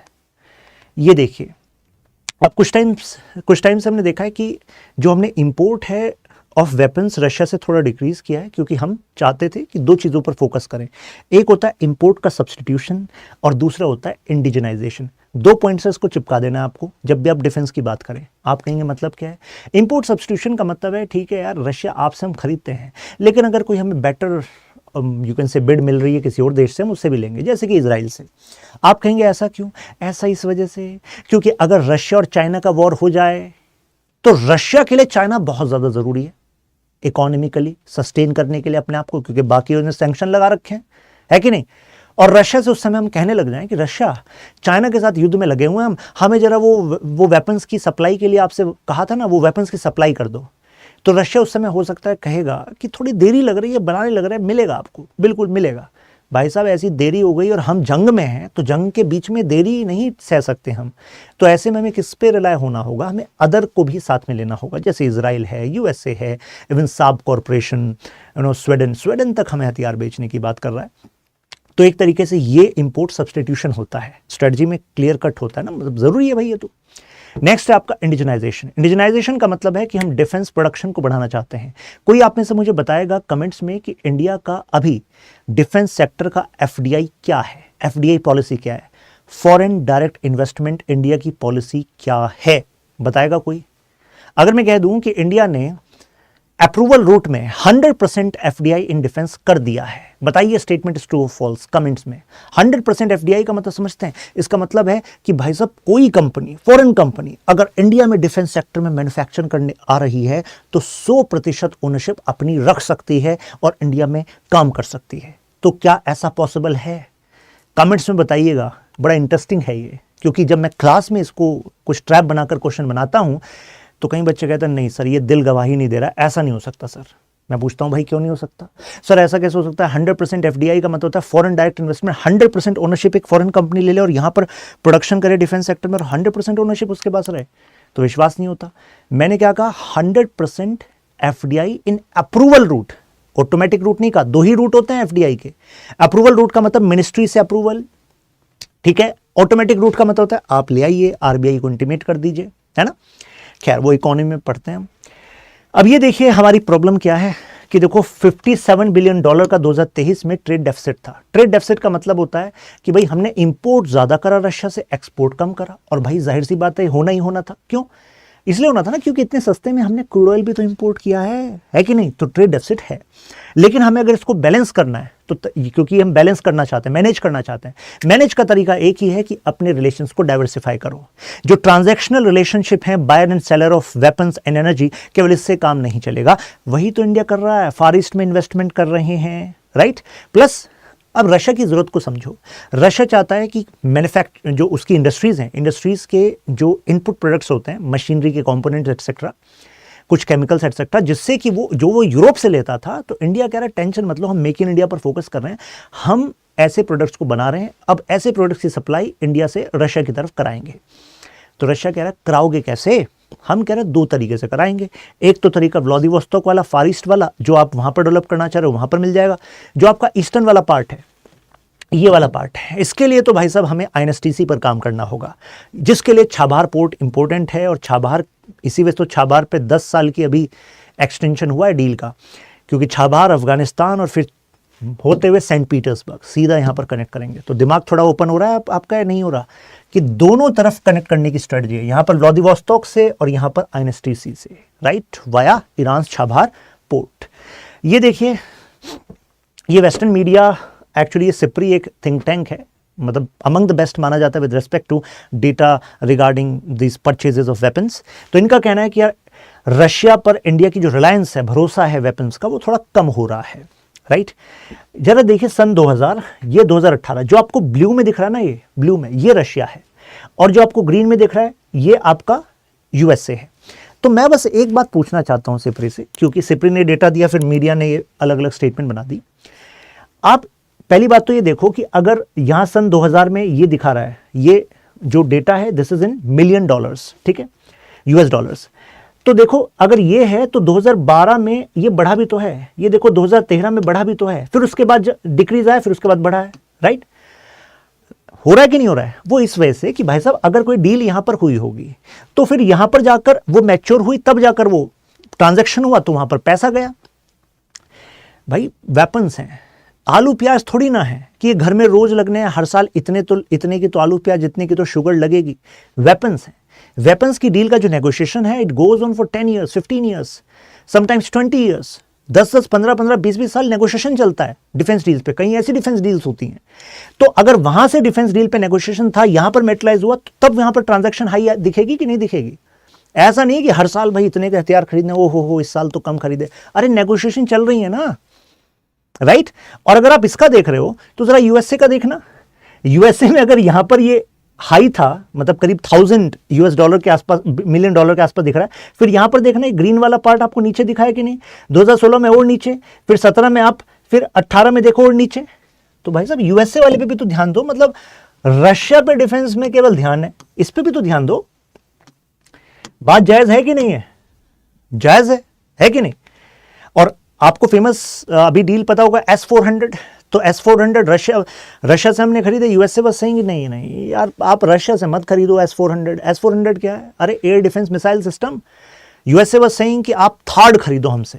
हमने कहा अपना थार्ड अपने पास रखो, हम लेंगे S-400। और ये अच्छी बात है रशिया की, रशिया इस समय यूक्रेन के साथ युद्ध में है, लेकिन रशिया ने जो हमें सप्लाई करना था S-400 के, मतलब जो यू कैन से सप्लाईज है, उसको करा है, राइट। तो उस कंसाइनमेंट को हमको दिया है, उसके बदले में रशिया को पैसा भी गया है, जो पैसा उसको उसमें भी काम आएगा, अपनी इकोनॉमी के लिए भी या अपनी जंग में भी। बट द पॉइंट इज कि रशिया ने ऐसा किया है, डील को ऑनर किया है। यूनाइटेड स्टेट्स अभी तक भाई मेजर इंपोर्टर, तो हम मतलब मेजर एक्सपोर्टर यूएसए तो है नहीं हमारा, ठीक है, हम डाइवर्सिफाई कर रहे हैं, राइट। और प्लस हमारी आर्मी में आप सबको पता है, आर्मी, नेवी, एयरफोर्स, अभी भी एक बड़ा चंक, अराउंड 67% के आसपास जो वेपनरी है वो रशियन है। तो स्पेयर पार्ट्स भी हमें कहां से लेने होते हैं? रशिया से लेने होते हैं। अब आप कहेंगे रशिया से लेने का फायदा क्या है सर? देखिए दो ही फायदे हैं। सबसे पहली बात, रशिया से जो इंपोर्ट है वेपन्स का, वो इनएक्सपेंसिव है इन कंपैरिजन टू यूएस। तो यूएस हमें वेपन्स देता है महंगा, रशिया देता है सस्ता, तो लेंगे कि नहीं लेंगे? अब भाई वही वेपन कैटेगरी है, तो सस्ता दे रहा है तो लेंगे ही लेंगे, है कि नहीं? दूसरा, रशिया हमें कुछ एडवांस वेपन कैटेगरी में रखता है, जो कि यूएसए हमें नहीं रखता था। भाई अगर यूएसए हमें कुछ पीछे वाली टेक्नोलॉजी दे रहा है वेपन्स की, एडवांस तो खुद यूज कर रहा है, एडवांस नहीं देगा नहीं तो बराबरी थोड़ा ना कराएगा, ऐसा यूएसए करता है। लेकिन अगर हम रशिया की बात करें, रशिया में एडवांस टेक्नोलॉजीज दे रहा है और इनएक्सपेंसिव रेट पे दे रहा है, तो Russia is a favourable you can से पार्टनर फॉर अस, है कि नहीं? तो ये भी एक बड़ा रीजन है। इंडियाज रीसेंट विजिट, क्या इससे यूएस को सब समझना चाहिए कि यार तुम्हारे लिए खतरा है, बताओ रीसेंट विजिट, गले मिल रहे हैं और तुम्हारे लिए खतरा है? नहीं, ऐसा नहीं सोचना चाहिए, क्योंकि यूएसए को समझना चाहिए कि भाई यूएसए भी हमारे लिए जरूरी है कुछ अलग कारणों से, यूएसए के लिए इंडिया भी जरूरी है कुछ अलग कारणों से। और प्लस इंडिया और रशिया अगर साथ है ना, तो उससे भी फायदा है यूएसए को। आप कहेंगे ऐसा कैसे फायदा है? ऐसा कैसे? भाई साहब ये देखो ना कि इंडिया अगर रशिया के साथ अच्छा रिलेशनशिप रखेगा तो इंडिया मीडिएटर का रोल कर सकता है कि नहीं कर सकता है? अभी नहीं, क्योंकि अभी तो जो कोशिशें थी G20 में वो भी नाकाम रही। But the point is having a strong partner of Russia on your side is of long term benefit, क्योंकि कुछ डिप्लोमेसीज ऐसी होती हैं जो गवर्नमेंट टू गवर्नमेंट नहीं होती, कुछ बैक चैनल डिप्लोमेसी होती हैं। तो बैक चैनल डिप्लोमेसी में ऐसे रूट्स काम आ जाते हैं, राइट। जैसे ये न्यूज़ बनी, is India breaking up with Russia, ये सब न्यूज़ को तो हमने साइडलाइन कर दिया, ठीक है, डाइवर्सिफाई कर दिया अपने इंपोर्ट को, यही बात मैं बताया। अब देखिए क्वाड फॉर एग्जांपल, तो क्वाड में इंडिया इज पार्ट, हालांकि यूएसए चाहता है कि इंडिया तुम ना क्वाड को ना मिलिट्री होने पर रजामंदी दे दो, कि it's like a military alliance, तो इंडिया उसको ओके नहीं करता, राइट, क्योंकि इंडिया मानता है कि इससे वो वाली बात हो जाएगी कि हमने नेटो जैसा जो कॉन्फ्लिक्ट, नेटो के एक्सपेंशन से जो रशिया और यूएसए में कॉन्फ्लिक्ट आ रहा है, it is like inviting that kind of conflict in Indian ocean. India ये भूल नहीं करेगा, क्योंकि ये फायदा होगा यूएसए को, कि यूएसए तो बक पासिंग स्ट्रेटजी का इस्तेमाल कर देगा ना, वो तो वहीं बैठा आइसोलेशन में, अगर ज्योग्राफी वाइज देखें तो वो कहेगा ठीक है, पास the buck. Pass the buck का मतलब होता है इस कॉन्फ्लिक्ट को इस रेंज में डाल दो, अब इंडिया चाइना में आपस में कॉन्फ्लिक्ट होता रहेगा, दोनों कमजोर होंगे, ब्लीड होंगे, और अल्टीमेटली फायदा किसका होगा, यूएसए का होगा। तो हम वो तो नहीं कर रहे। हालांकि देखो इंडिया बैलेंसिंग पावर की तरह काम कर रहा है, एक तरफ हम ब्रिक्स में भी हैं, एससीओ में भी हैं, और फिर हम क्वाड में भी हैं। ब्रिक्स और एससीओ में कौन कौन है, देखो रशिया चाइना के साथ इंडिया बैठा है, ब्रिक्स में भी एससीओ में भी, और क्वाड में हम किसके साथ बैठे हैं, जापान ऑस्ट्रेलिया यूएसए के साथ बैठे हैं। तो एक तरीके से हम बैलेंस कर रहे हैं, जो हमारा लॉन्ग स्टैंडिंग प्रिंसिपल रहा है, हम उसी पर चल रहे हैं, स्ट्रेटेजिक ऑटोनॉमी पर। साथ में हम ब्रिज करना चाहते हैं gap of northern nations and southern nations, developed nations and developing nations. तो Russia is increasingly boxed down, facing isolation from west, तो ऐसे में रशिया को भी जरूरत है इंडिया की, भाई साहब हम एक बड़े इंपोर्टर है ना उनके एनर्जी के, तो इस वजह से जरूरत है। तो India opposes Russia's war in Ukraine. मैं एग्जांपल देता हूं, मैं केवल इस G20 समिट की बात नहीं कर रहा, इससे पहले की बात कर लीजिए इंडोनेशिया में। तो इंडोनेशिया में जो समिट थी उसमें Modi ji shake the hand with mister Putin, और आंखों में आंख मिलाकर कहा कि actually I had this conversation with you before that this is not the time for war, this is the time for dialogue and diplomacy, so option should be looked into. तो ऐसे में वेस्टर्न मीडिया ने भी इस बात को सराहा था कि भाई देखो क्लियर कट कम से कम इंडिया ने कहा कि भाई ये वॉर का समय नहीं है। लेकिन इसमें हमने एक बैलेंस देखा। बैलेंस क्यों, जब भी यूएन में रेजोल्यूशन आया अगेंस्ट रशिया तो उसमें हम एब्सटेन करें। एब्सटेन हमने उस समय क्यों किया था, क्योंकि हम नहीं चाहते थे कि हम रशिया के अगेंस्ट जाएं, क्योंकि हमारा ये भी मानना था कि भाई रशिया का जो सिक्योरिटी इंटरेस्ट है वो रशिया पूरी तरह आज़ाद है उसको कंसिडर करने के लिए। क्यों, क्योंकि रशिया का मानना था अननेसेसरी प्रोवोक कर रहे हैं मुझे, यूक्रेन को अपना पार्ट बना रहे हैं नेटो का, नेटो का पार्ट अगर बन गया तो यूक्रेन और रशिया के बॉर्डर तक अगर इन्होंने अपनी मिसाइल्स लगा दी तो इट्स लाइक कि challenge to the security of Russia. और रशिया की मेजर सिक्योरिटी कंसर्न कहाँ है भाई, ईस्टर्न वाली साइड पर है कि नहीं। तो इसी वजह से दिल्ली ने वॉर को कंडेम नहीं करा, लेकिन अल्टीमेटली डायलॉग की समय है, इस पर हमने बात की, राइट। तो इसी वजह से यूएसए को भी रिकॉग्नाइज हुआ कि भाई यूटिलाइज तो हो सकता है, इंडिया को यूटिलाइज कर सकते हैं। अब रशिया चाइना रिलेशनशिप में भी अगर वो डेवलप हो रहा है तो ऐसे में न्यू दिल्ली उसके खिलाफ है, तो रशिया चाइना रिलेशनशिप के खिलाफ दिल्ली भी है, रशिया चाइना रिलेशनशिप के खिलाफ यूएसए भी है। तो यूएसए और इंडिया साथ में पार्टनर हुए कि नहीं हुए, साथ में पार्टनर हुए। अब एक रिलेशनशिप कही जाती है इनकी रशिया चाइना की नो लिमिट्स रिलेशनशिप है, लेकिन हमारा मानना है कि नहीं, नो लिमिट्स नहीं, लिमिट्स तो हैं इस रिलेशनशिप में भी, क्योंकि चाइना टू अ पॉइंट ही रशिया को सपोर्ट करेगा, क्योंकि और रशिया भी, अगर रशिया इंडिया चाइना का कॉन्फ्लिक्ट हुआ तो शायद ऐसा रहेगा कि न्यूट्रल रहेगा वो शायद इंडिया को सपोर्ट ना करे। अगर इंडिया चाइना का कॉन्फ्लिक्ट हुआ तो रशिया चुप बैठ सकता है, कह सकता है भाई देखो शांत हो जाओ, वॉर मत करो, हम तो यही कह सकते हैं तुम दोनों ही हमारे दोस्त हो, है कि नहीं। ट्रैकिंग यूएसए रशिया रिलेशनशिप, अब जरा इसको देखते हैं। यंग मिस्टर पुतिन जैसे ये ताकत में आए तो ऐसा लगने लगा कि शायद अब रिश्ते मधुर होंगे, बेटर होंगे। देखिए उसके बाद George W Bush and mister Putin में डायलॉग्स हुए, कहा गया कि शायद अब एक कंस्ट्रक्टिव रिलेशनशिप डेवलप होगा। उसके बाद जब 9/11 का अटैक हुआ यूएसए पर, मैं वर्ल्ड ट्रेड सेंटर की बात कर रहा हूं, उस समय पर रशिया ने कहा कि Russia is standing with USA.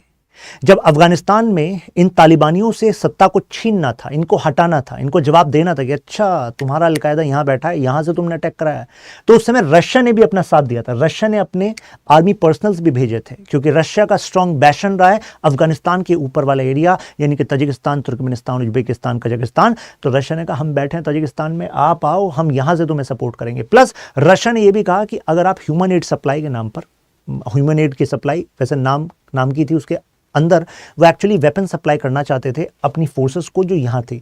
तो रशिया ने कहा आप हमारे एयर स्पेस का भी इस्तेमाल कीजिए। तो आपको नहीं लगता है ये तो अल्टीमेटली एक गुड पार्ट दिखा रहा है रिलेशनशिप का, सब कुछ अच्छा लग रहा है। अभी आपके सामने एक स्टोरी आने वाली है कि एक्चुअली ये रिलेशनशिप कैसे करीब आते गए, फिर ऐसा क्या हुआ जिसके बाद दोनों दूर हो गए। और जिम्मेदार कौन, वो आप डिसाइड कीजिएगा। मैं पूरी स्टोरी आपको बताता हूँ। तो ह्यूमैनिटेरियन एड के नाम पे एयर स्पेस भी खोला, मॉस्को सेंट पीटर्सबर्ग समिट हुई 2002 में, बुश पुतिन ज्वाइंट डिक्लेरेशन करते हैं कि दोनों स्ट्रेटेजिक पार्टनर है। स्ट्रेटेजिक पार्टनर क्यों? क्योंकि दोनों ने समझा कि टेररिज्म दोनों के लिए खतरा है, तो दोनों ने स्ट्रेटेजिक पार्टनरशिप की बात की। दोनों ने कहा कि हम टेररिज्म के खिलाफ लड़ेंगे, ड्रग ट्रैफिकिंग के खिलाफ लड़ेंगे और मिडिल ईस्ट में भी पीस प्रोसेस स्टैब्लिश करेंगे मिलकर। लगने लगा भाई दुनिया बदलने वाली है। साथ में कहा गया कि ट्रेड को बढ़ाएंगे, पीपल टू पीपल कॉन्टैक्ट बढ़ाएंगे। अगर पीपल टू पीपल कॉन्टैक्ट बढ़ गया, ट्रेड बढ़ गया, तो एक फेमस थियरी है केनेटकी की, कम्युनिकेशन थियरी। वो कहता है कि दो देशों में अगर ट्रेड बढ़ जाता है, पीपल टू पीपल कॉन्टैक्ट बढ़ जाता है, आना जाना बढ़ जाता है, तो दोनों देशों की सरकारें भी करीब आती हैं, जो इनसिक्योरिटीज हैं वो भी दूर हो जाती हैं। तो लगने लगा कि भाई अब तो करीब आएगा, एक नया तरह का रिलेशनशिप नेटो और रशिया में आएगा। कोऑपरेशन काउंटर टेररिज्म ऑपरेशंस में करेंगे। साथ में ये भी माना गया कि इसके थ्रू नॉर्थ कोरिया भी शायद कंट्रोल में आ जाएगा। तो ऐसे ऐसे कयास लगाए जाने लगे। इससे पहले तो क्योंकि इनसिक्योरिटीज़ बढ़ गई थी कि भाई आपने मिसाइल्स को ईस्टर्न यूरोप में रख दिया, नेटो मिसाइल्स को, जो कि अटैक कर सकते हैं रशिया पर, उस समय यूएसएसआर पर, यूएसएसआर के समय की बात। लेकिन यूएसए ने कहा ठीक है रशिया, अब हम तुम्हारी इनसिक्योरिटीज़ को हैंडल करते हैं, तुम्हारी को करो, अल्टीमेटली मिलकर चलेंगे। यहाँ पर एक फेमस पॉइंट आ गया, वो था नेटो रशिया फाउंडिंग एक्ट 1997। एक तरीके से नेटो और रशिया एक दूसरे की जो सेंसिटिविटीज़ हैं उनको ध्यान में रखेंगे when they engage in the eastern Europe और एज वेल एज यूरोप। लेकिन इसके बाद हुआ क्या?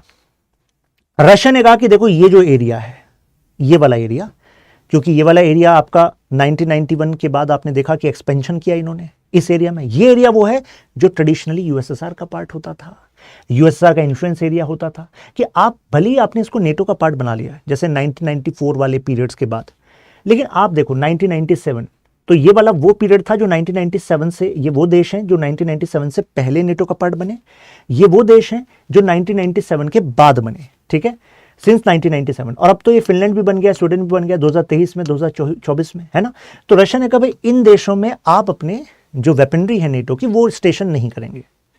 तो नेटो ने कहा ठीक है भाई नहीं करेंगे, क्योंकि एक्सपेंशन से आपको प्रॉब्लम है, क्योंकि ये एरिया आपका करीब आता है।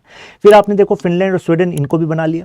तो रशिया की इनसिक्योरिटी थी कि आप एक्सपेंशन नहीं करेंगे नेटो का, ये वादा था।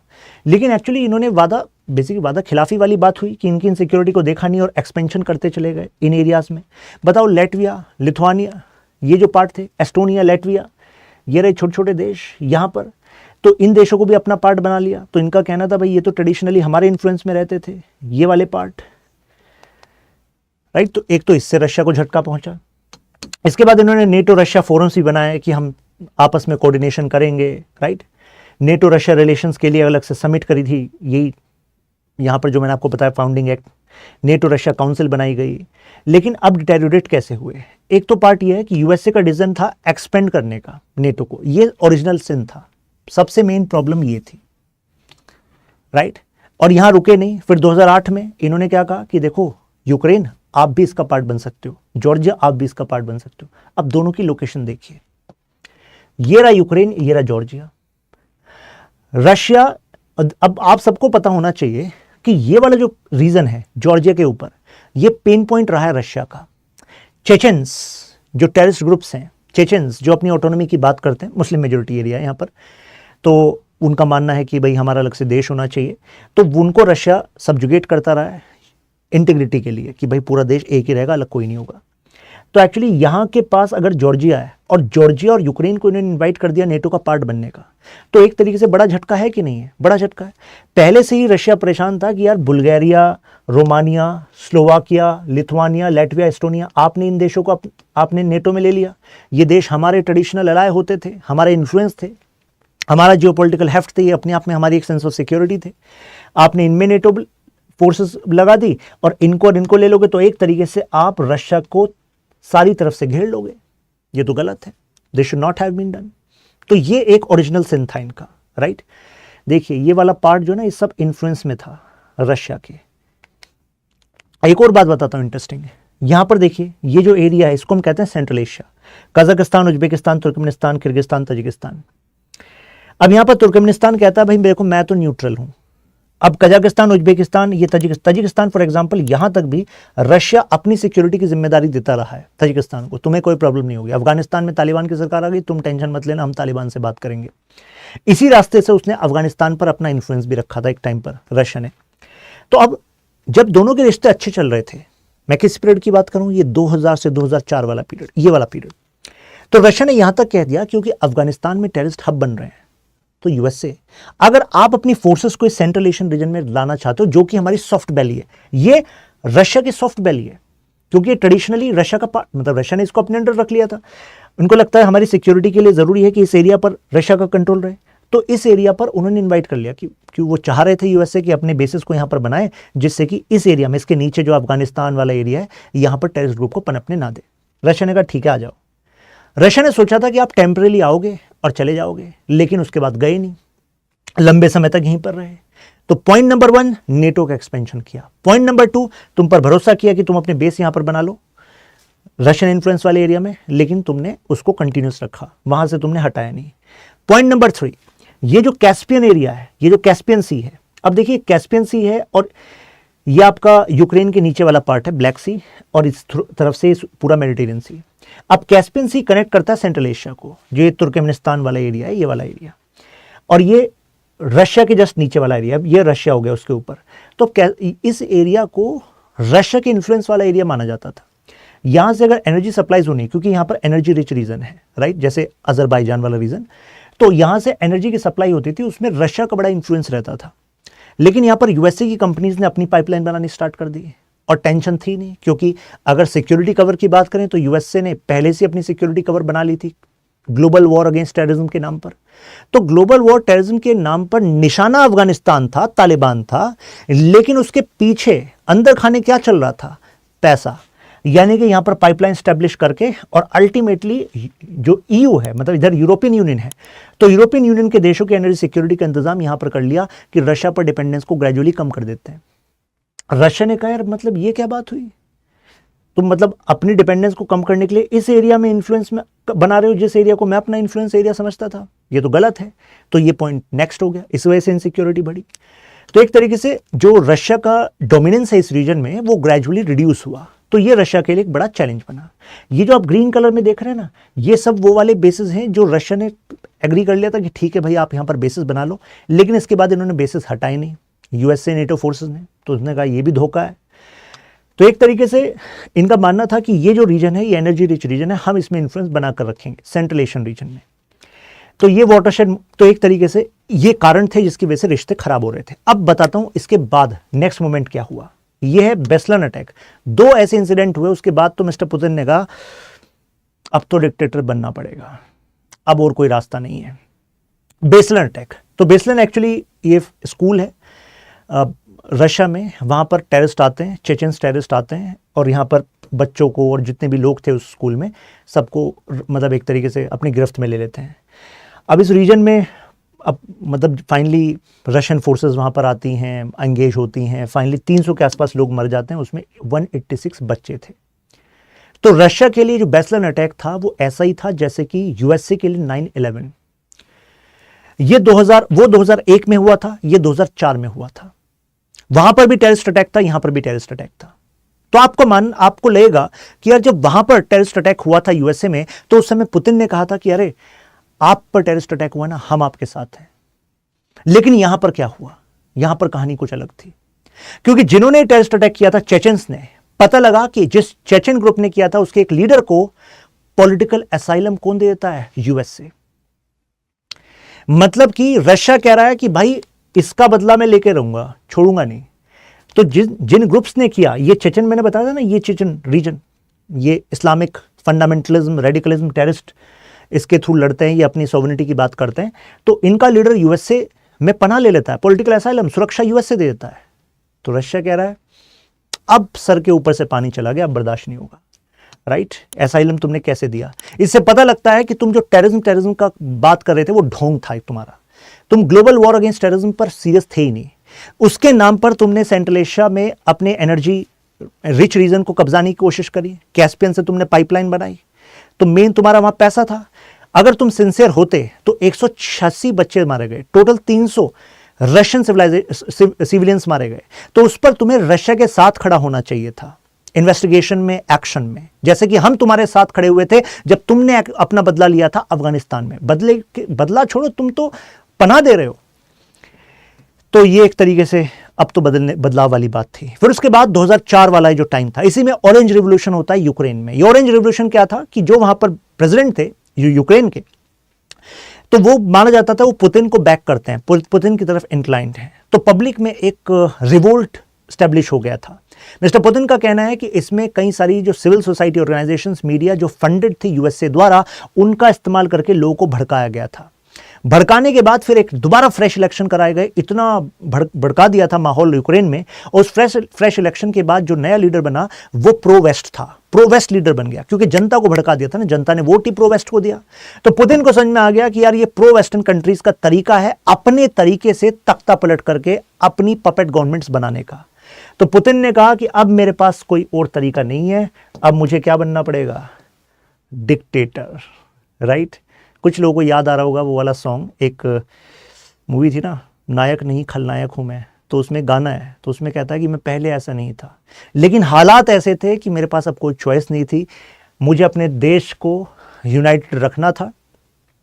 जिन्होंने रशिया की दोस्ती के नाम पर, नेटो रशिया समिट के नाम पर फिर बाद में उसको तोड़ा और फाइनली नेटो का एक्सपेंशन करा, सेंट्रल एशिया के रिसोर्सेज पर अपने इन्फ्लुएंस को बनाने के लिए अपने बेसिस को बनाए रखा, कैस्पियन सी से पाइपलाइन, बेसलाइन अटैक, चेचन्स को पनाह, and then orange revolution in Ukraine which is actually strategically important for Russia.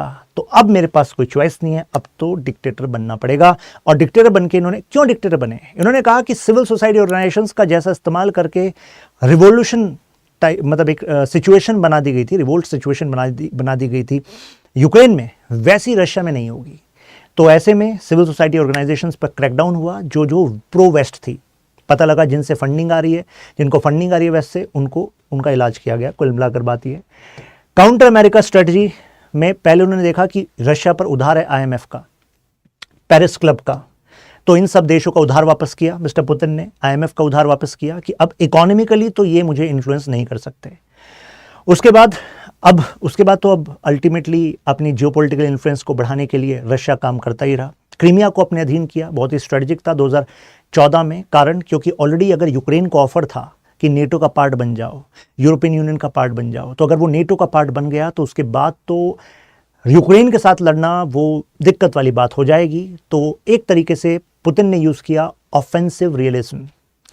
Offence is the best defence. उस समय पर स्ट्राइक कर दो जिस समय पर अभी दुश्मन कमजोर है, अगर वो मजबूत हो गया तो दिक्कत हो जाएगी। तो तुम जो कर रहे हो अपने देश की सुरक्षा के लिए कर रहे हो, that is the narrative, that is the justification of Russia.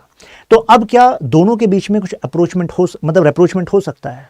अब सिचुएशन हमें पूरी क्लियर हो गई इस ट्राइंगल की, लेकिन क्या अभी साथ आ सकते हैं, मुद्दा तो ये है। देखिए, अगर लोकेशन वाइज देखा जाए तो रशिया और यूएसए दोनों वेस्टर्न नेशंस कहे जा सकते हैं, नदर्न नेशंस कहे जा सकते हैं, डेवलप्ड नेशंस कहे जा सकते हैं, और दोनों के बीच में काफ़ी कुछ कॉमन है। इस समय पर दोनों को जो चैलेंज है, जैसे कि टेररिज्म से भी चैलेंज है, राइट। रशिया की इकोनॉमी को बूस्ट करने की ज़रूरत है। रशिया को अपनी इकोनॉमी को बूस्ट करना है तो रशिया को सैंक्शंस के अवॉइड करके, मतलब सैंक्शंस को कुछ रास्ता निकालना पड़ेगा, राइट।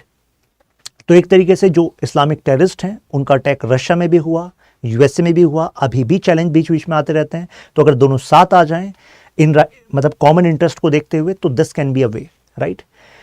यूएसए और रशिया दोनों के फेवर में नहीं है कि वो न्यूक्लियर पावर को बढ़ाएं, राइट। रशिया की खुद की जो न्यूक्लियर यू कैन से पावर है, तो अल्टीमेटली अगर उसको बढ़ाएगा तो it's like external cost on economy.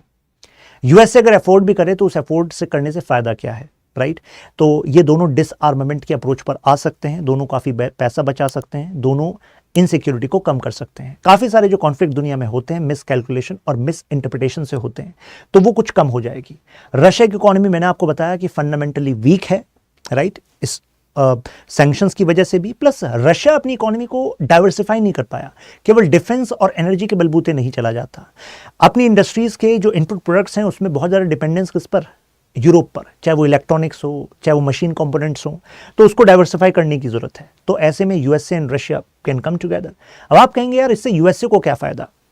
देखिए, यूएसए में डोनाल्ड ट्रंप ने इससे पहले भी कहा था कि अगर वो मतलब प्रेसिडेंट बनते हैं तो ऐसे में जो टोटल पैसा यूएसए नेटो में लगाता है उसको कम करा जा सकता है। अगर उसको कम करा जा सकता है तो इससे मुझे बताइए एक रशिया की तरफ अप्रोचमेंट वाला सिग्नल होगा कि नहीं होगा? भाई साहब बिल्कुल होगा। रशिया कहेगा बिल्कुल ठीक करा, क्यों पैसा बर्बाद कर रहे हो, मेरे लिए भी इनसिक्योरिटी क्रिएट कर रहे हो। देखो यूक्रेन का क्या हाल करना पड़ा, दिक्कत हो गई इतनी ज़्यादा, सबको दिक्कत है। यूनाइटेड स्टेट्स दो बेसिक प्रिंसिपल पे चल रहा है कि जो टेंशन है नेटो की वजह से, उसके यूनिलेटरल जो एक्शंस हैं उससे अब खुद यूरोप भी खफा है। इस वजह से शायद यूएस से साथ आ सके फ्यूचर में। आप कहेंगे मतलब? Famous statement by Emmanuel Macron, जब फ्रांस के राष्ट्रपति अपनी लास्ट विजिट में चाइना गए तो उन्होंने क्या कहा? उन्होंने कहा कि European nation should not tow the line of US से। मतलब क्या था? मतलब ये था कि भले ही हम नेटो का पार्ट हैं, देखो मैं खुद नेटो मेंबर यहां बैठा हूं, लेकिन मैं खुद ये कहना चाहता हूं कि हम यूएसए के हिसाब से अपनी सिक्योरिटी पॉलिसी डिसाइड नहीं करेंगे। तो बेहतर नेशन वही होता है अपने साथी जब छोड़ के चले जाएंगे तब होश में ना आए, पहले ही होश में आ जाए और पहले से ही चीज़ों को बदल दे। तो यूएसए को अगर अपनी हेजेमनी को बनाकर रखना है तो अपने तरीकों को बदलना पड़ेगा, यानी कि it can not extend this NATO to a level कि वो टूट जाए। होता है ना कि इलास्टिक आपके हाथ में तो उसको भी एक पॉइंट तक ही खींच सकते हो, तो ये उनको समझना पड़ेगा, राइट। तो ऐसे में नेटो एक्सपेंशन ये एक ओरिजिन था इस पर्टिकुलर यू कैन से इनसिक्योरिटी का, यूक्रेन वॉर का, तो इसको तो हॉल्ट करना पहला स्टेप इनका होना चाहिए। अब इंडिया इसमें कुछ रोल अदा कर सकता है क्या? देखिए इंडिया कहता है कि हम, वैसे तो हमारा पास नैम वाला है, लेकिन हम बिलीव करते हैं मल्टी अलाइनमेंट में। अभी रिसेंट स्टेटमेंट क्या था? We believe in multi alignment. Multi alignment का मतलब है कि हम उस देश से, हर उस देश से अपने संबंध रखेंगे जो भारत के लिए जरूरी है, भारत के आइडियल्स पर कॉम्प्लीमेंट्री है। तो हमारे relation north Korea, Iran, Russia, USA सबके साथ हैं एक तरीके से, राइट। तो एक तरीके से आपको ही लगता कि this can be used as an opportunity. मैं एक और एग्जांपल देता हूं उसको लॉजिकली समझाने का। कतर का एग्जांपल लेते हैं। देखिए रशिया, और अगर मैं कहूं फॉर एग्जांपल यूएसए, कतर और अफगानिस्तान की डायनेमिक्स से एक एग्जांपल बनाता हूं, समझिएगा। अफगानिस्तान से यूएसए को निकलना था, डोमेस्टिक प्रेशर था, अपनी फोर्सेस को निकालो यहां से, तालिबान को पावर हैंडओवर कर दो। उसके बाद यूएसए ने अपने सुर बदलने स्टार्ट कर दिए कि देखिए एक होता है गुड तालिबान, एक होता है बैड तालिबान। हमने कहा भाई ये कौन सा तालिबान हो गया गुड तालिबान? इंडिया ने कहा भाई तालिबान तो आतंकवादी समूह है, सीधी बात। बट यूएसए वाज सेइंग नहीं, गुड तालिबान भी होता है, बैड तालिबान भी होता है। और ये सब गुड बैड कहाँ चल रहा था? ये चल रहा था कतर में। कतर में दोहा में इन्होंने एक अपना ऑफिस बना रखा था तालिबान ने। मौलाना बरादर बैठते थे वहाँ पर और यहाँ से ये अपने डिप्लोमेट्स को भेजते थे और मीटिंग्स होती थी। इंडिया को उसमें एंगेज नहीं करते थे क्योंकि इंडिया कहता था भाई टेररिस्ट मतलब टेररिस्ट, सीधी बात। क्योंकि हम तो जो वहाँ की डेमोक्रेटिक गवर्नमेंट थी अफगानिस्तान की उसको सपोर्ट करते थे। अब कतर से एक समय पर खफा रहता था यूएसए कि कतर तुम तालिबान के साथ संबंध क्यों रखते हो भाई, तालिबान के साथ संबंध ना रखो। लेकिन तालिबान के साथ संबंध रखना कतर का एक्चुअली काम आया यूएसए को। जब यूएसए को अपनी फोर्सेस को विड्रॉ करना था तो यूएसए को कतर याद आया। उसके बाद उसने अपने जो रिलेशंस हैं कतर के साथ उसमें उसका डिप्लोमेटिक लेवल बढ़ा दिया, इंप्रूव कर दिया कि कतर तुम तो हमारे लिए बहुत जरूरी हो। तो एक तरीके से इंटरनेशनल पॉलिटिक्स में आपको पता लगा कि आप दूसरे के लिए उस समय पर भी जरूरी हो सकते हैं जब वो कह रहा हो कि देखो इसके साथ संबंध मत बनाओ। जैसे कि यूएसए कतर को कह रहा था तालिबान के साथ संबंध मत बनाओ, लेकिन तालिबान के साथ संबंध बनाकर रखना कतर के बाद में काम आया, यूएसए के बाद में काम आया। तो इंडिया भले ही, मतलब अगर यूएसए भले ही इंडिया को कहता रहे नहीं नहीं रशिया के साथ संबंध मत रखो, ज्यादा मत रखो, कम करो, और हम स्ट्रांग रिलेशनशिप रखें, तो ये भी यूएसए को और वर्ल्ड को लॉन्ग टर्म में काम आएगा। मुझे लग रहा है ये लॉजिक आपको समझ में आ गया होगा। Multi alignment what India is saying, right.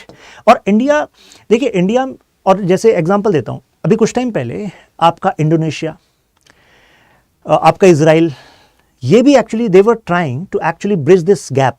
मतलब ये भी सोच रहे थे कि यूक्रेन वॉर का सोल्यूशन हम निकाल देंगे। हर किसी को लग रहा था कि कॉन्फ्लिक्ट में जो सोल्यूशन निकाल दे भाई वही लीडर है, लेकिन कुछ हुआ नहीं। आप कहेंगे इंडोनेशिया भी ट्राई कर रहा था, जी हाँ इंडोनेशिया भी ट्राई कर रहा था कि वो पुतिन से बात कर रहे हैं, यूक्रेन से बात कर रहे हैं, बीच का सोल्यूशन निकालेंगे, नहीं निकला। लेकिन देखो जो आपका इजराइल है या फिर जो इंडोनेशिया है, ये बाकी देश हैं, इनमें और इंडिया में डिफरेंस क्या है? इंडिया, जो जितनी बड़ी इंडिया मार्केट है और जितनी बड़ी राइजिंग पावर है, आपको और हमको शायद अंदेशा भी नहीं होगा इसका। वो मैं इसलिए कह रहा हूं क्योंकि जो अपना खुद का होता है ना, उसकी वैल्यू, ट्रू वैल्यू है क्या, वह आपको तब पता लगती है जब आप एक्चुअली ब्रॉडर कंटेक्स्ट में कोई डिबेट हो रही हो, उसमें कुछ डेटा देखते हो, एनालिसिस देखते हो, तब आपको रियलाइज होता है। आज के समय पर जियोपॉलिटिक्स पर जितने मतलब इंटरनेशनल स्कॉलर्स हैं, वो भी अगर कोई बुक रिलीज कर रहे हैं, आप उसमें देखोगे इंडिया का जिक्र होता ही होता है, इनका जिक्र नहीं होता। कारण क्योंकि इनका इतना बड़ा लेवरेज नहीं है रशिया के कंटेक्स्ट में, इनका इतना बड़ा लेवरेज नहीं है यूएसए के कंटेक्स्ट में, जितना बड़ा लेवरेज इंडिया का है इन दोनों के कंटेक्स्ट में। And that is the kind of advantage which India is having right now. No country better that place than India, यही पॉइंट मैं आपको यहां पर बता रहा था। चाइना हो नहीं सकता इस कंटेक्स्ट में, क्योंकि चाइना का रिलेशन यूएसए एंड रशिया के साथ बैलेंस नहीं है। इवन चाइना ने भी ट्राई किया, लेकिन इसके जो क्लॉजेस थे दे वर बायस्ड टुवर्ड्स रशिया, और बायसनेस को भाई मीडिएटर नहीं बनाया जाता। मीडिएटर वही होता है जो दोनों तरफ से इक्वल रेस्पेक्ट गेन रख सके, राइट। तो yes, India can play a role, यही बात मैंने यहां पर बता रखी है। कंक्लूजन के तौर पर हम ये कह सकते हैं, अगर इंडिया की पॉलिसी में रियलिज्म है, रियलिस्ट पॉलिसी है, तो उसमें यूएसए और रशिया को करीब लाना इंडिया के लिए बेनिफिट है या लॉस है? क्या लगता है आपको? यानी कि रशिया और इंडिया, रशिया इंडिया की रिलेशनशिप, रशिया चाइना की, रशिया यूएसए की रिलेशनशिप, इस ट्राइंगल में अगर हम सॉल्यूशन ले आए कुछ भविष्य में, अभी तो नहीं लग रहा है ऐसा, तो इंडिया के लिए फायदा है कि नुकसान है? कई लोग कहेंगे नहीं सर, बनाए रखिए रंजिश, रंजिश है तो इंडिया की कद्र है। मीडिएटर की कद्र भी तभी होती है जब दो बड़ी पावर कॉन्फ्लिक्ट में रहती हैं, तो इंडिया दोनों से अपना बेस्ट ले सकता है, राइट। तो इंडिया इसका इस्तेमाल करे, आप ऐसा सोच रहे होंगे, है ना। तो यही मैं पर्सपेक्टिव आपको देना चाह रहा हूं कि देखो, आज भले ही ऐसा लगता है कि इस बहाने रशिया से भी हम बेस्ट डील ले सकते हैं, यूएसए से भी बेस्ट डील ले सकते हैं, बट लॉन्ग टर्म में the way world is moving, we have to ensure peace, stability in nations around. Reason क्या है? रीजन यह है कि अगर कॉन्फ्लिक्ट बढ़ता है तो कुछ देशों को चलो फायदा होगा, क्योंकि उनका भाई डिफेंस मैन्युफैक्चरिंग में बूस्ट मिल गया, जैसे यूएसए हो गया फॉर एग्जांपल। लेकिन यार इतने सारे नेशंस जो हैं उनमें जो फूड क्राइसिस आ गया, एनर्जी क्राइसिस आ गया, अब वो इंडिया से जो चीजें खरीद सकते थे वो खरीद पाएंगे क्या? नहीं खरीद पाएंगे। अगर ग्लोबल स्लोडाउन हो जाएगा वॉर्स की वजह से, तो मुझे बताओ, इंडिया जो अपनी इकोनॉमिक ग्रोथ चाहता है, इतनी बड़ी जनसंख्या है, इनका डेवलपमेंट भी करना है, इनकी एजुकेशन, हेल्थ, ये इंफ्रा, इन सारी नीड्स को देखना है, तो क्या कर पाएगा? क्या नहीं। That is why stability across the world is in interest of India, it is in interest of the world, and that is why India is better positioned in this context, right? अब जरा ये question देखिए, examine India, US, India, Russia relations and current geopolitical flux. Do you think India can play a role in as mediator between US and Russia? तो मुझे लगता है कि अब थोड़ा सा आपको मोक्ष प्राप्ति इस टॉपिक में वाली फीलिंग आ रही होगी, है कि नहीं? क्योंकि ये अगर क्वेश्चन आएगा, ये PSR ऑप्शनल में भी पूछा जा सकता है, डायरेक्ट ऐसा ही क्वेश्चन, और यही क्वेश्चन जीएस पेपर 2 में ही पूछा जा सकता है आईआर वाले सेक्शन में। उस समय पर आप इस वीडियो को ध्यान रख लेना और हो गया काम आपका, कोई दिक्कत ही नहीं है। पीएसआर ऑप्शनल वाले स्टूडेंट्स के लिए मैंने बीच बीच में स्कॉलर्स थ्योरी को कोट किया है। जीएस में आप स्कॉलर और जो थ्योरी है इसको इन जनरल कोट नहीं करेंगे, आर्ग्यूमेंट स्कॉलर के कोट कर सकते हैं, थ्योरी को नहीं कोट करने की जरूरत है। जैसे मैंने communication theory, end of history, ऐसा कीवर्ड्स का इस्तेमाल किया। जो डायमेंशंस हैं वो आपके पास हैं अब, ठीक है ना। स्टडी IQ IAS, अब तैयारी हुई अफोर्डेबल।